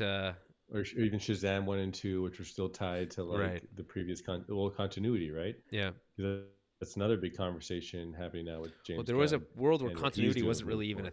considered important, right? They made weird changes between X-Men movies that make no sense continuity wise, and then they had to fix it all later. It's like, Oh, you know, what I wanted to say was casting. So with this whole like kind of legacy of all this stuff, hmm that's kind of like coming back, and some people are like, "Oh, he's back again." He's back, like Toby and Andrew and all that stuff, and Hugh, Blade. Even right. Gambit to a different scenario, but still, it's almost like these dream come true. Like they're all coming back. So like a Michael Fassbender, um, it's like who at the top of your head, like who would you even choose to replace a Michael Fassbender, like a young or like a middle aged like Magneto? It's like how do you even Well, approach I that, mean, right? that's the And then this is the problem. and then you look at DC, right, hmm with like Henry Cavill, just like so much in the news, right, or just like in the culture, it seems of like people Isn't he think he's making a Superman or Warhammer whatever. movie? So I don't know. Isn't that the thing? But next year we're getting the new Superman movies, and that's James Gunn bringing like a total different tone to the typical darker tone, or like the Christopher Nolan esque, hmm that kind of bled into the You're Snyder certainly kind of concerned. esque. You do seem like you're more concerned that they're not going to nail it tonally, tone wise. No, I think it'll be a very you know uh, cool movie or whatever. Like, but it'll Mm. have a different tone that I don't know if people are expecting. Um, and then we'll just see how that lands, right? And see how people expect or accept a new casting of such Right, a person who's within that legacy that we're kind of wrapping from like Wesley till like right. Andrew in the middle, and then Tom later. Like it's all kind of this one huge multiverse thing on both sides. And Well, like it's interesting to see DC how they're gonna like foray that with a brand new kind of reboot. But then it's slowly tied in with like James Gunn's older stuff that's also slowly tied in with the stuff before that. So then the continuity is kind of like just he doesn't want you to think about it really anymore yeah. I because he mean, says that they're not real, and it's like it's true. yeah. But I mean, it's fair enough, but it's yeah, be fascinating to see how it's all kind of all accepted I, I, I do think it's by the like audience. I think it's a cop out to sell to make movies where the expectation is you suspend your disbelief and you get attached to these characters and you care about their outcomes, and then you know out of the other side of your mouth say, well, it's all make believe. It's like, well, yeah, no, we all know that. But to use that So as you a don't like that quote? no, I Hmm. don't. I think it's cheap to Yeah, me. people are saying like this is embarrassing for DC. The state of DC is not cheap. So that's the thing. But I don't It's I don't not I taking don't it think cheap and like seriously. it doesn't look good or not this. I just think that Well, it's not I fair to think say it'll be that. good. It could be a cool Superman movie, sure, but like to have this mentality over like everything moving forward at DC, like how do you think that's going to make people like engage with all of your products? Like, are these really going to turn this profit or whatever that's Well, I going to think make you continue to go this route? there is a lot of Like he people should have who are called it looking Superman to hate. Legacy, but he's actually just calling it Superman. Well, I mean, I don't think that's a big deal. Why is that a big deal? I think it should have just been Superman Legacy. I think that was cool. Well, yeah, I agree with that. I just don't think that's a. I don't know if there's anything more to see about that other than it's easier to sell just Superman than it is to sell Superman Legacy. Yeah. That's probably what it comes down to. I would say there's a large group of people who are looking to find things to not like about the DC, the Superman Legacy stuff. Really picking at it. And fair enough, but I don't know how much more he could really do when there's that much. This is the same as the Star Wars situation. It's like you're kind of between a rock and a hard place, pissing off some group or another. It is interesting though when you're like, when you can compare and contrast between how DC versus Marvel do things. They always both of them talk about how they're just concentrated on Yeah. what they're doing. They don't care about what the other people are doing.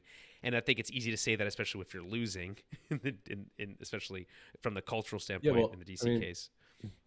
with DC, like obviously we're very familiar with it. The So characters, the lore. I just Right. find it, well, yeah, and also the business side or the movie making side Sure. of these creators at the helm. So, and that's what you're, kind of alluding to in terms of there's a group of people or whatever. But Mm-hmm. to me, I would consider like I just find it so interesting to just see, okay, like let's see what this is really made of. Let's see what you got. But as we move along, there's all these little tidbits of information or quotes that just are just so funny and kind of like fuel the fire. Like maybe not super intentionally, but like maybe also it could be Yeah, like again, I feel like there's just a lot of reading into it. every release that James Gunn has over like what he's talking about Superman Legacy, it's always tied to some like super emotional like time in his life or whatever, like the death of his father or something like that. Like, do you remember all those like kind I of? no, it doesn't ring. It doesn't really. But I mean, it's not that But it's like every surprising time, it's necessarily. like nobody gives a shit about that. Like it's a tweet. Like James Gunn's literally coming out there. Like imagine like your favorite director, like these really good directors like Christopher Nolan or like it's like they would never in a million years go on Twitter Well, and it's very say the things different. that James Gunn is saying. I And think then there's like other. It's like just just make the damn movie, yeah, I think ultimately he would probably save himself a lot of heartache if he just right? disappeared to Like make the that whole narrative that movie. he lies all the time is so funny because like all these tweets, and then he has the whole deleting the tweets his thing now that he does. He's like, hey, he's like, all my like because of like the whatever tweets that he had before, I guess. But then like there's all these tweets that people still save where he says like all these contradictory things about DC I or just think about that like other directors. he's just saying too much because obviously things Yeah, change saying too much. during the process of Right. making movies. So it's like he's not a liar. It's just like No. things And changed. then You know. someone was some sort of story over like the screen testing for Henry Cavill's suit, how like the new guy was so big he tore the suit Oh in yeah, I half remember or that. People something were like upset that. that it's like, oh, it's so disrespectful. And It's like, what do you mean? and then like another actor who like auditioned, someone asked if he did, and like James Gunn came out of nowhere on Twitter and was like, yeah, he did, and he tore the suit up even more or something like that. Like, it's like, what is the point in talking about the I suit don't know. being torn up? It doesn't make sense, but it is. I think there is an It's like element I of feel like trolling. they're focusing on I think all the he's wrong. trolling a little bit, to A be hundred honest. percent, because Yeah, he's on there. He's deciding to tweet these things, right? yeah. Because everyone talks about the him casting his wife or whatever and all the DC projects, and like nobody cares about her character in the DC world, as well as that like Steve Agee guy or whatever, like that Oh yeah, fat guy with glasses, he's cool. who, I guess he voiced the shark guy, and or no, he mocap the King Shark or whatever, and Really, Sylvester for Stallone voiced Sylvester him. Stallone's voice.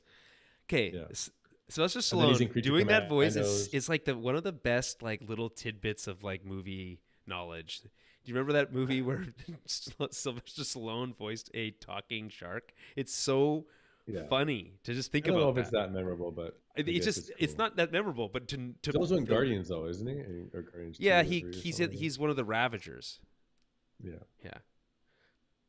Why I But yeah, remember it that just I I don't know. mean, like it's cool. Like, yeah, it's just like, dude, like James Gunn is heading the DC universe. It's like, hey, that's sweet, but like we had something going and like that sucks that we can't keep doing that. But yeah, we should just be super happy and just like accept this new No, David there's a Corn difference Sweat between thing. being super That's happy and all. not No, I'm saying accepting that's it. all it is. And then the online, if you're chronically online, you want to feed into that energy. You're going to see it. You're going to interact with it. You've definitely done that. You're a victim of that I'm the big. interaction, Well, that's right? why I got off. Correct? Jeremy, I got Come off on. Twitter, and my life is Yes. better now. The way you It's blue speak about sky. these things, yes, Yeah. correct.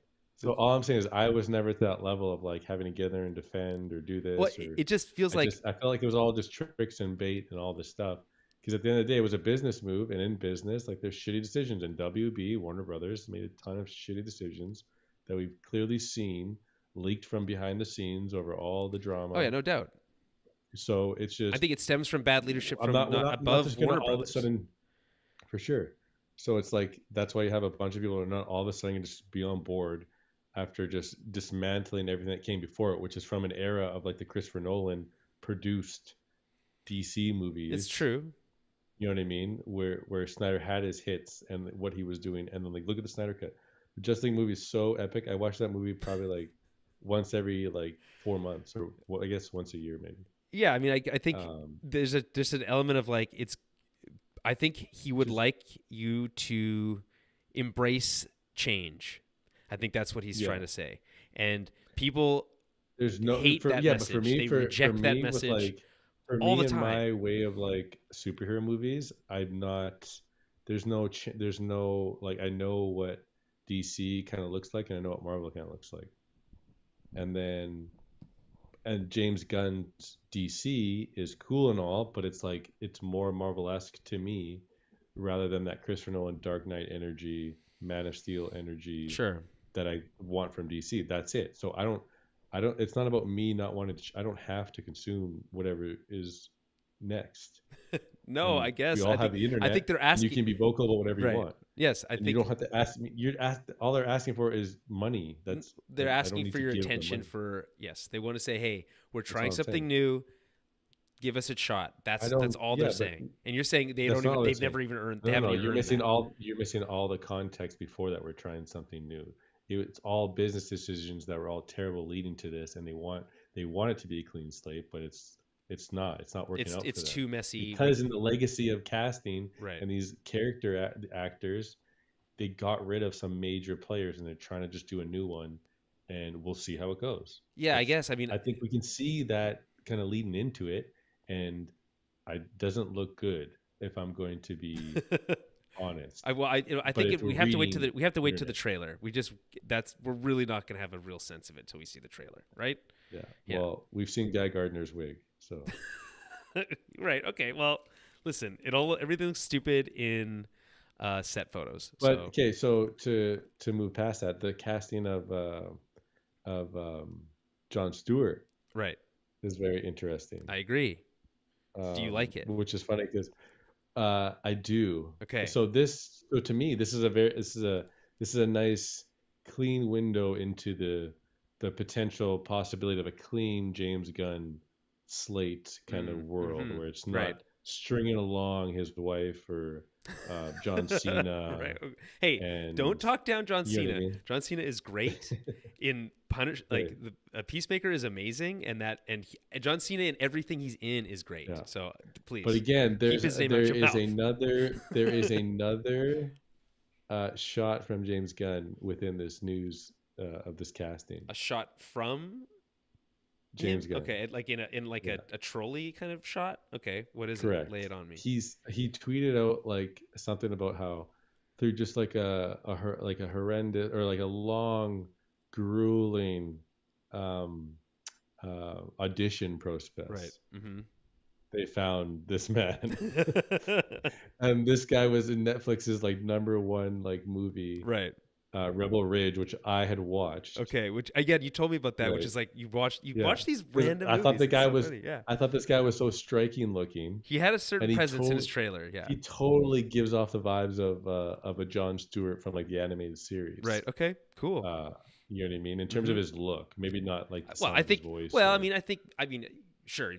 There's obviously if you have imagined him just purely on the voice, no. But I think from character perspective, even his character, like ex-military, yeah, like it's cool, yes, right? Yeah, you can exactly, see yeah. it. His stoic nature, kind Yeah, of his, cool. Yeah, and like I'm like okay, obviously he's like a striking looking black yeah, dude. It's get the like blue. obviously, Basically has right? blue eyes. Yeah, Right. but then there was like a bunch of drama online too, which I didn't agree with. Which was like he's not black enough. There was a whole Yeah, contingent online. I think that's mostly a joke. I don't think that's Yeah, there's no way. I thought that was that's like, are we okay to laugh at this one type thing? Right, like Um, okay, maybe that's like the poking but fun at all the other stuff one. the shot was the whole super long and grueling Right, it's right because obviously, thing. yeah. It's like you son of a bit because with I can't call him a son of a bitch, but that's funny. no That's a because good troll. no I guess so, but it's like it's so unfortunate because of the Green Lantern scene that was shot for the Snyder cut. Right. Okay. Such an iconic piece of the whole story because he shot it in his backyard or whatever. But then I was listening to a podcast with the actor who is he was like a stage theater actor or Hmm. whatever, but he was friends with Ray Fisher, Cyborg, Right. who recommended it to Zach. So I watched a podcast that this guy was on because they could kind of like he kind of like come out and kind of talk about his experience because Zach had like I guess posted some Right. He like images or opened up it. whatever. Yeah. Yeah, he had some images of even like the behind the scenes of him in like the gray dot suit or whatever, and he had his like John Stewart like fade, like the military fade, Yep. like in the cartoon. And I'm like, what a cool like little piece, but like he basically said that the studio just wouldn't. They said no, this is the one thing that you can't have in the movie, like the singular one thing. And he said that their reason was because they have their own plans for Green Lantern. And at the time, their plans were that HBO show, Right. um, with like a different actor. It was like it was gonna be Guy Gardner, I think, was the main I don't remember. It character or was. I something remember like it being that. very like it's similar to the version we're getting now, which is like it's a cop show, but Well, the space other one cop was supposed to show. be over different time. It's supposed to be like they would focus on other like different lanterns through different time periods or Okay, whatever. that would have been a harder And they had a sell. casted guy as Guy Gardner already, like as like Okay. one of the main guys. Um, so where was I going with this? Well, I just think you're like We you think that that James Gunn's again trolling at this okay. specific thing. There's no way. So I no, think okay, that's a so stretch no, for the so no, record. okay. One second, back up. So what I'm saying is, it's so unfortunate to not get that Green Lantern scene released from that actor who kind of it would have been like his kind of break essentially, but it wasn't just some random kind of acquaintance that Zach just like threw in there because through the podcast, the actor revealed that Zach had called him on I think 5 or 6 different occasions to just have conversations with him, ranging from like basically like 45 minutes to an hour, hour and a half. So I thought like just in that alone, that kind of behind the scenes kind of look into what Zach is trying to accomplish with the actor, or just kind of get to know him, and they would talk about Green Lantern, a bunch of different topics. Obviously, if it's hours of conversation. Hmm. So what I felt from it, and even from the images of the actor, it's like holy cow! Like we've already talked about Zack Snyder's ability, or we have about casting. Just such a crazy like array of different choices, whether you agree with them some or not. Like Mm. obviously I for you, disagree Ezra with some. Miller, Yeah. but like for some It's Jason no Momoa, also right? Lex That Luthor. one could be on or off. Yeah, Alex Luthor. Yeah. But Jason Momoa could be hot or cold for some people, but like kind of turned out to be a pretty Yeah, like that huge thing. universally I think mostly Gal liked. Yeah. Gadot obviously changed her life, and she was super popular. But then the second movie had nothing to do with him, remember? And a whole different regime that led into That kind of what second we have now. movie So has easily the coolest trailer ever made, right, I think. one of them. Like the music alone is so sick. Yeah, And but yeah, either way, what a shame. just Pedro hearing the kind of Pascal. behind the scenes of that John Stewart kind of what we could, and that scene exists, we just can't see it for legal reasons. And then for James Gunn to say a long and grueling process when he just saw the guy on Netflix and everybody on Twitter was photoshopping him Right, it was fan and casting. saying he's Yeah. John Stewart, like it literally happened. It was Rebel Ridge was released, John Stewart fan Yes. casting was Well, to all be over fair, the whoa. internet. To be fair, there was news stories out that they were in the process of casting Green Lantern before Rebel Mhm. Ridge came out. So Right, but they that were was in even that before process. John Stewart. That was when Thanos was in the mix to be Hal Jordan, Oh yeah, I remember right? that. Josh Brolin. Yes, Josh And then Josh Brolin. Brolin was on Yeah. a podcast that I watched yesterday because he's on some tour for something. He's all over the place on Rogan, on a bunch. Okay. And he's saying that they never even like contacted him for it or something like that.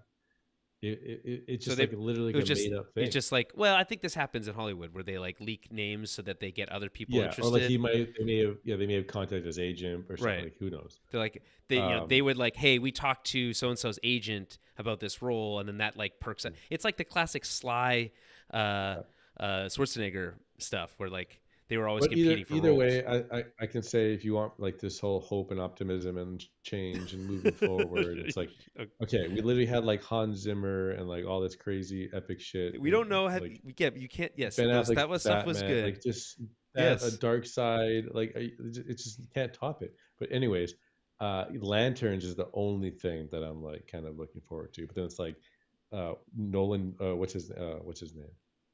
Guy Gardner Green Lantern is going to be oh yeah. that's the Guy Gardner that's going to be opposed to It's this not Nolan North, but this John. that's I know that, but I know exactly what you're talking about. Like Yeah, that is our Guy Gardner to stand amongst the four human lanterns. I mean, I like him. I mean, you don't like him as an actor. I do. Yeah, but he's like he's Fillion, Nathan Fillion. 57, Nathan Fillion. Yeah.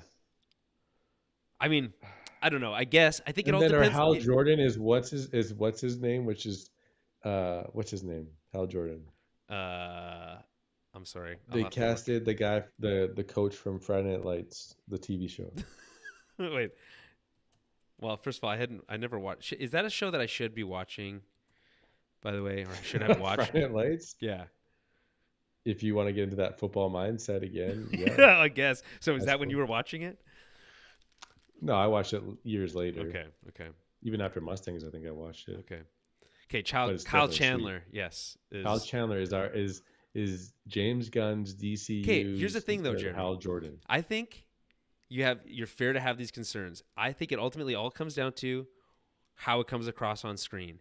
And furthermore, I would say Of course. we need to give James Gunn a little bit of credit because his casting for the Guardians movies was good, right? So we got to give him Although let him cook. is what I'm Gamora saying. recently said that she wishes she could redo her role Really? Why? differently. Or maybe that was just an Endgame or something like that. I don't know. She was doing an interview too where she said she didn't really quite get something. From Guardians 3? I don't know, or one of the Avengers movies maybe. Okay. Well, it might have been about her Which I thought was like fascinating. super weird, like kind of timey-wimey coming back to life situation that I think might confuse. But if you're not a big comic book nerd, be like, excuse me, what's happening? These people from a different universe coming, and then it's like, yeah, that could be confusing. I don't know. I'm doing a lot of like effort and work here to defend these perspectives and giving them the benefit of the doubt. I don't really care that much. No, I'm just But saying I'm excited for Lanterns, even though it's like I do like you Hal have some Chandler, I do like Nathan concerns. Fillion. Yeah. I But feel the you. only I feel the you. only good one is this Rebel Ridge actor. It's like, man, that's spot on. That's like something like that could fit into even the previous Yeah, regime as well as a 100%. Jon Stewart. Like, I mean, so here's so the like, in another world, Jeremy. Let's say the situations were reversed, right? you're gonna have to just explain to say your thing like I'm actually here, but I'm going to use the washroom. Okay, well then how am I supposed to? Okay. I'll edit it in. I'll figure it out with edits. So, imagine that the roles were reversed. So Marvel is casting new actors into familiar roles. You know, we've done that a little bit. Obviously, Spider-Man, but we got the old Spider-Mans back, etc. And we see now, and X-Men is the open question. So that's going to be the next opportunity for them to go down this route.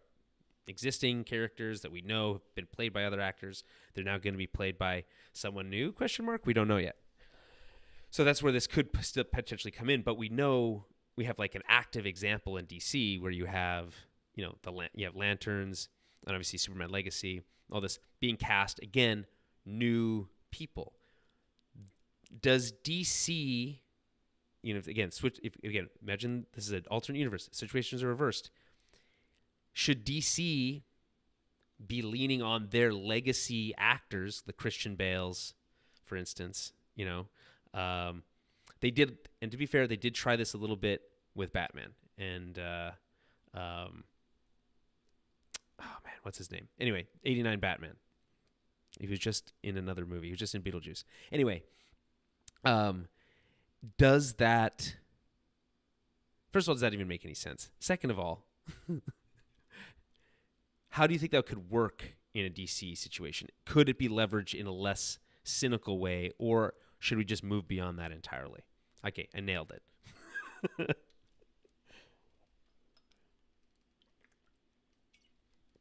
I guess we're still alive, so I can kill a little bit of air. Oh man, I've lost my ability to vamp. Yeah, back to the Friday Night Lights thing. Nothing against Kyle Chandler. I don't know Kyle Chandler. I've been watching Justified, which is a great like Western essentially. This is how I've been describing it. I know in every episode, but it's a Western, and that's why I like it. But it's definitely outside the box of like the, you know, prestige TV stuff that I primarily watch, or the Marvel stuff that I've primarily watched. So when is the right time to go, I'm gonna be finished Justified, I'll be done with my cop show phase for a short time. Is that the time to jump into a sports show phase like Friday Night Lights? People talk about that show like it's one of the best. But what I don't think I could do is jump from Justified to The Wire. for instance. And I know, it's one of those shows. It's like you got to make time. You have to prioritize time to watch that show. But it's tough. It's old. Shit's old, man. I think the first couple seasons are not even HD, so that's rough. Maybe they fixed that. I don't know. Maybe it's been upgraded, reformatted, the reshot, remade. I don't know. Is that the time to jump into a sports show? Okay, Jeremy, I had to just cover time for a second there. I was asking myself. Right. Then we're also going to wrap this up in probably 10 minutes. Perfect. Essentially, here's the Cole's Notes version of what I asked you. Okay, is there a universe where DC could be leveraging their legacy actors in a less cynical way than they did, obviously, already with like the Burton stuff, like they did in The Flash? Obviously, that movie's terrible, but no, that's not what they should be doing. Okay, no, whoa. I'm not saying what they should be doing, but like I'm imagining a universe where the roles are reversed. Marvel is casting; they have the opportunity to start doing this soon. Do you cast new actors or legacy actors for the X-Men? Right? DC is going through this phase right now. They're casting new actors for characters that we've seen played by other people, but they do have legacy actors out there that they could fill some of these roles. When's the right time to use the legacy actor versus not, I guess is the question. I don't know. It just depends on the character, and it just depends on who we're talking about. There's not that many. Should we be moving away from that entirely? I think my general sense is that I think it's a gimmick, and we should be moving away from it. Yeah, but for Marvel, it works. Well, until it doesn't. The tone that they have. Well, it just worked with Hugh coming back for Deadpool. Sure. And the cameos that were in there. There's rumors that Channing Tatum's getting a Gambit movie. Man, I hope not. People like Gambit. What do you mean? People want a Gambit movie. I don't. It's silly. Cool. It's not going to be good. It's not going to be good. I'm going to say it right now. I love Channing Tatum. I do. I think he's a really funny actor. But that's why I think the Gambit stuff worked so much, because it was so funny. With the X-Men legacy actors, it just makes sense. And then they already have some of their recasted people in terms of McAvoy and Fassbender. So you think those two will be you think they will be the leads? Those two actors would come back in a heartbeat. They don't have anything else going on, is what you're saying. I'm only saying both because I've seen an interview with McAvoy where he basically said he hasn't been talked to, but he just adores Charles. Right. And he just.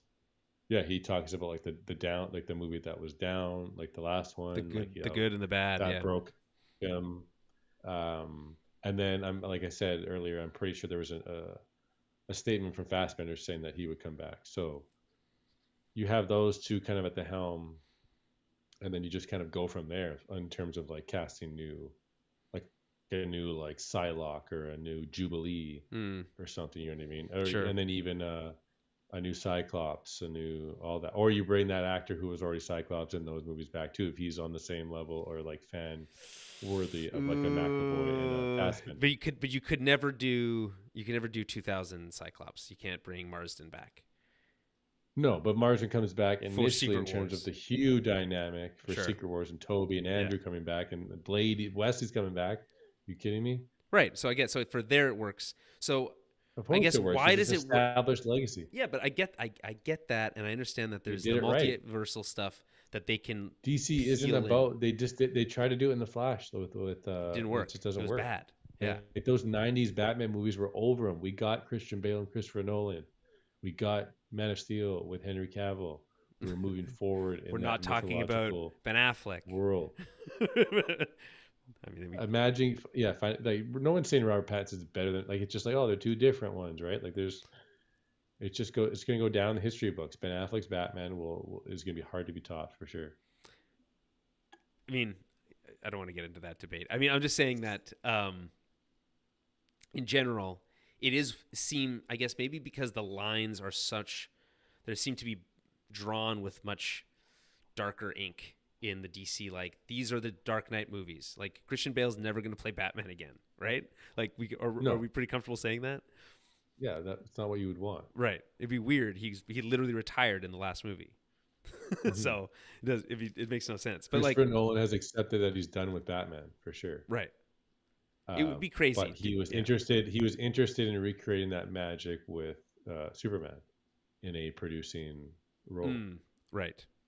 And that's right? how, And that's what he did. do you think Zach or do you think it was Nolan that picked out that piece of music from Lord of the Rings to use in the first trailer for Man of A piece Steel? of what? That piece of music from Lord of the Rings, the choral, oh, you know what I mean? Oh yeah, I That's don't used know. in the that's from Lord of the Rings. It's used in the first teaser for Yeah, I don't. Man I of know Steel. Zach's super into music too, and like he has some pretty cool choices for some of the some trailers he's made, like with Watchmen and even some of the music in there.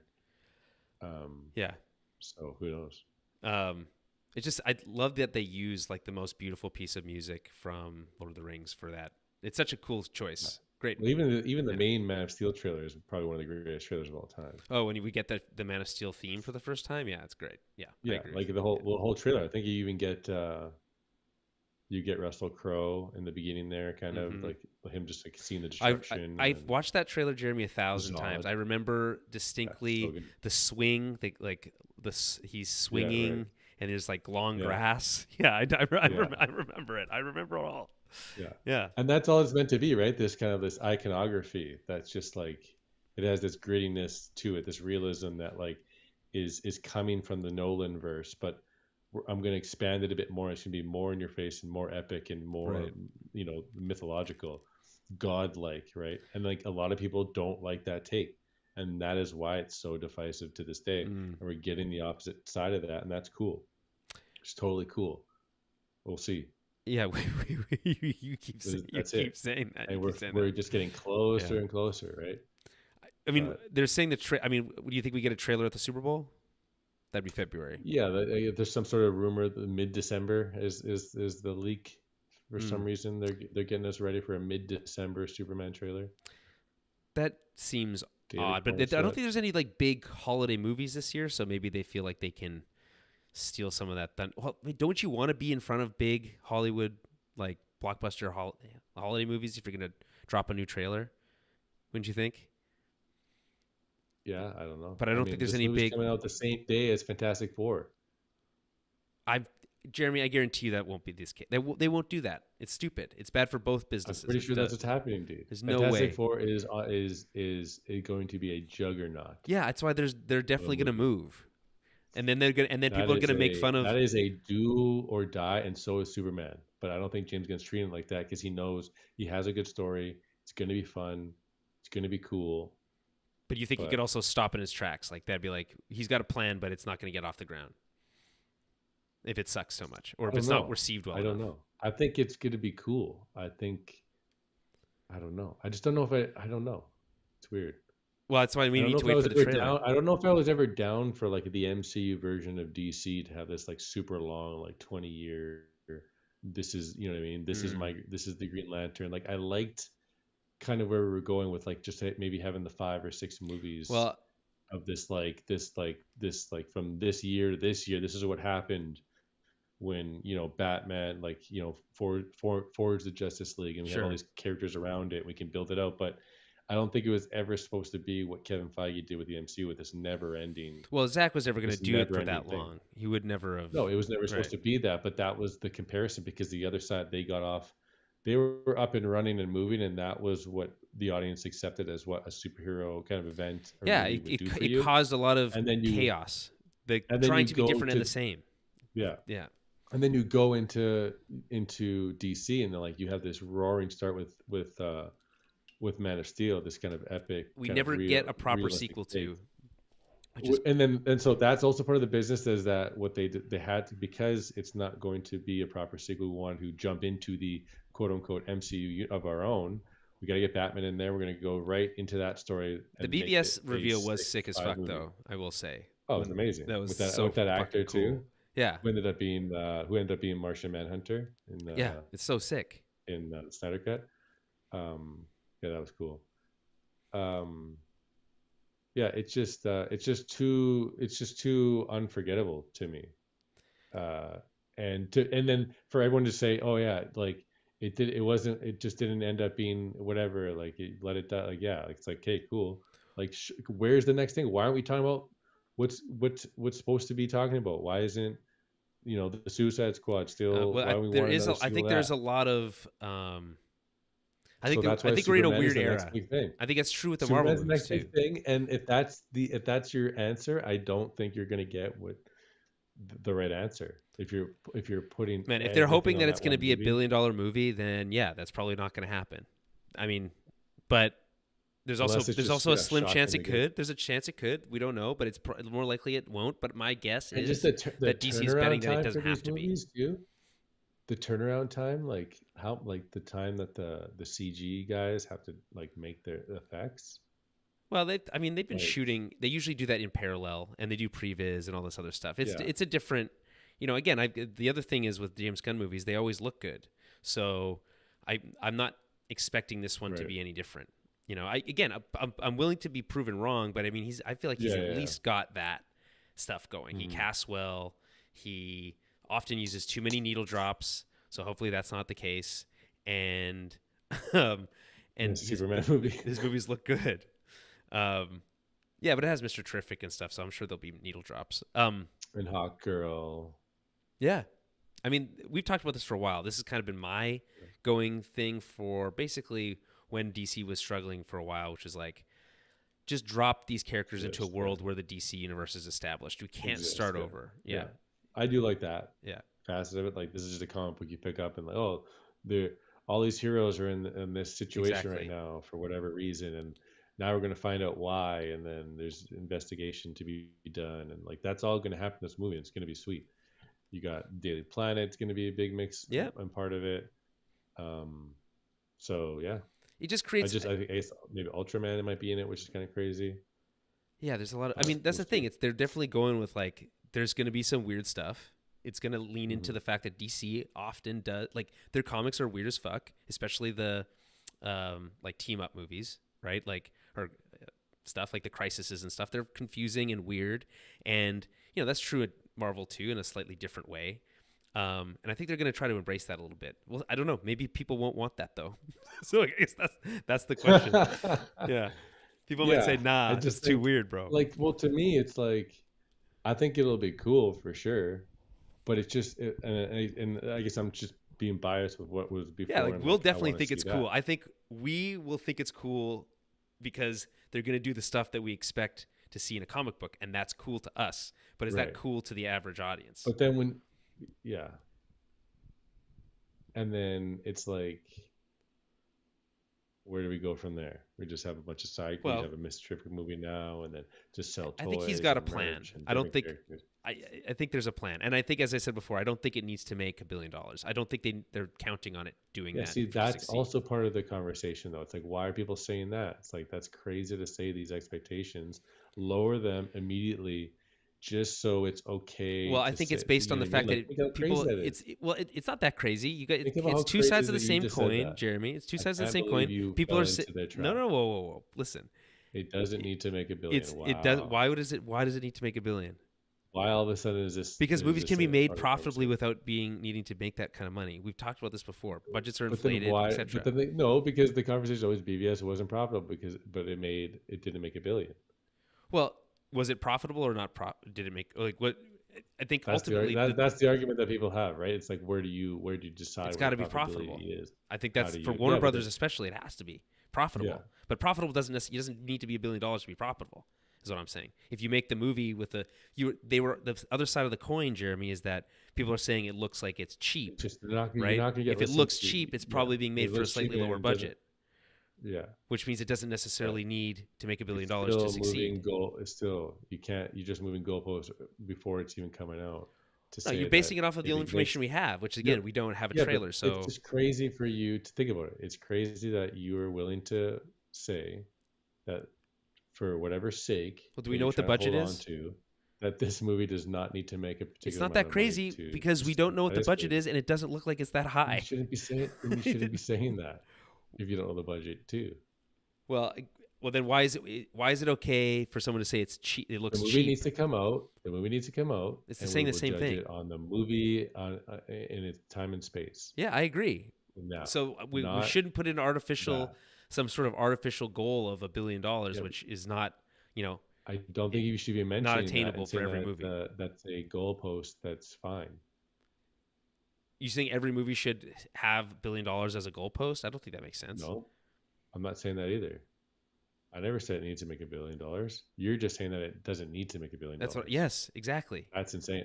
I'm But saying that's crazy. There are to bring movies, up. Jeremy, that are being made in Hollywood that do need to make $1 billion to be profitable. This is not. Yeah, I and don't you're think this is one of those deciding. movies. You are deciding that We don't. Superman We don't is not know. one of We those won't know movies. until And you the. shouldn't have said. You shouldn't have said if you don't know.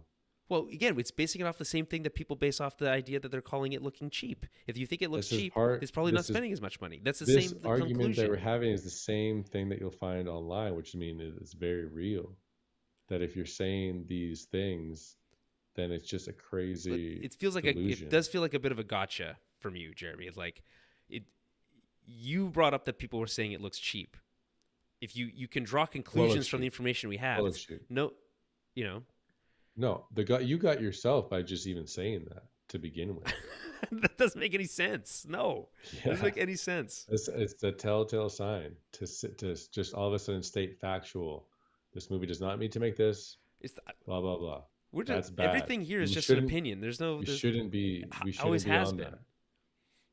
Okay, so Yeah. okay, so you're saying I've always, Jeremy, for the record, I've always been a advocate for divorcing yourself from expectations. We've talked about this a million times, right? Divorce yourself from the expectations going into a movie, and you'll have a better time. We've always talked about that. That's no different here.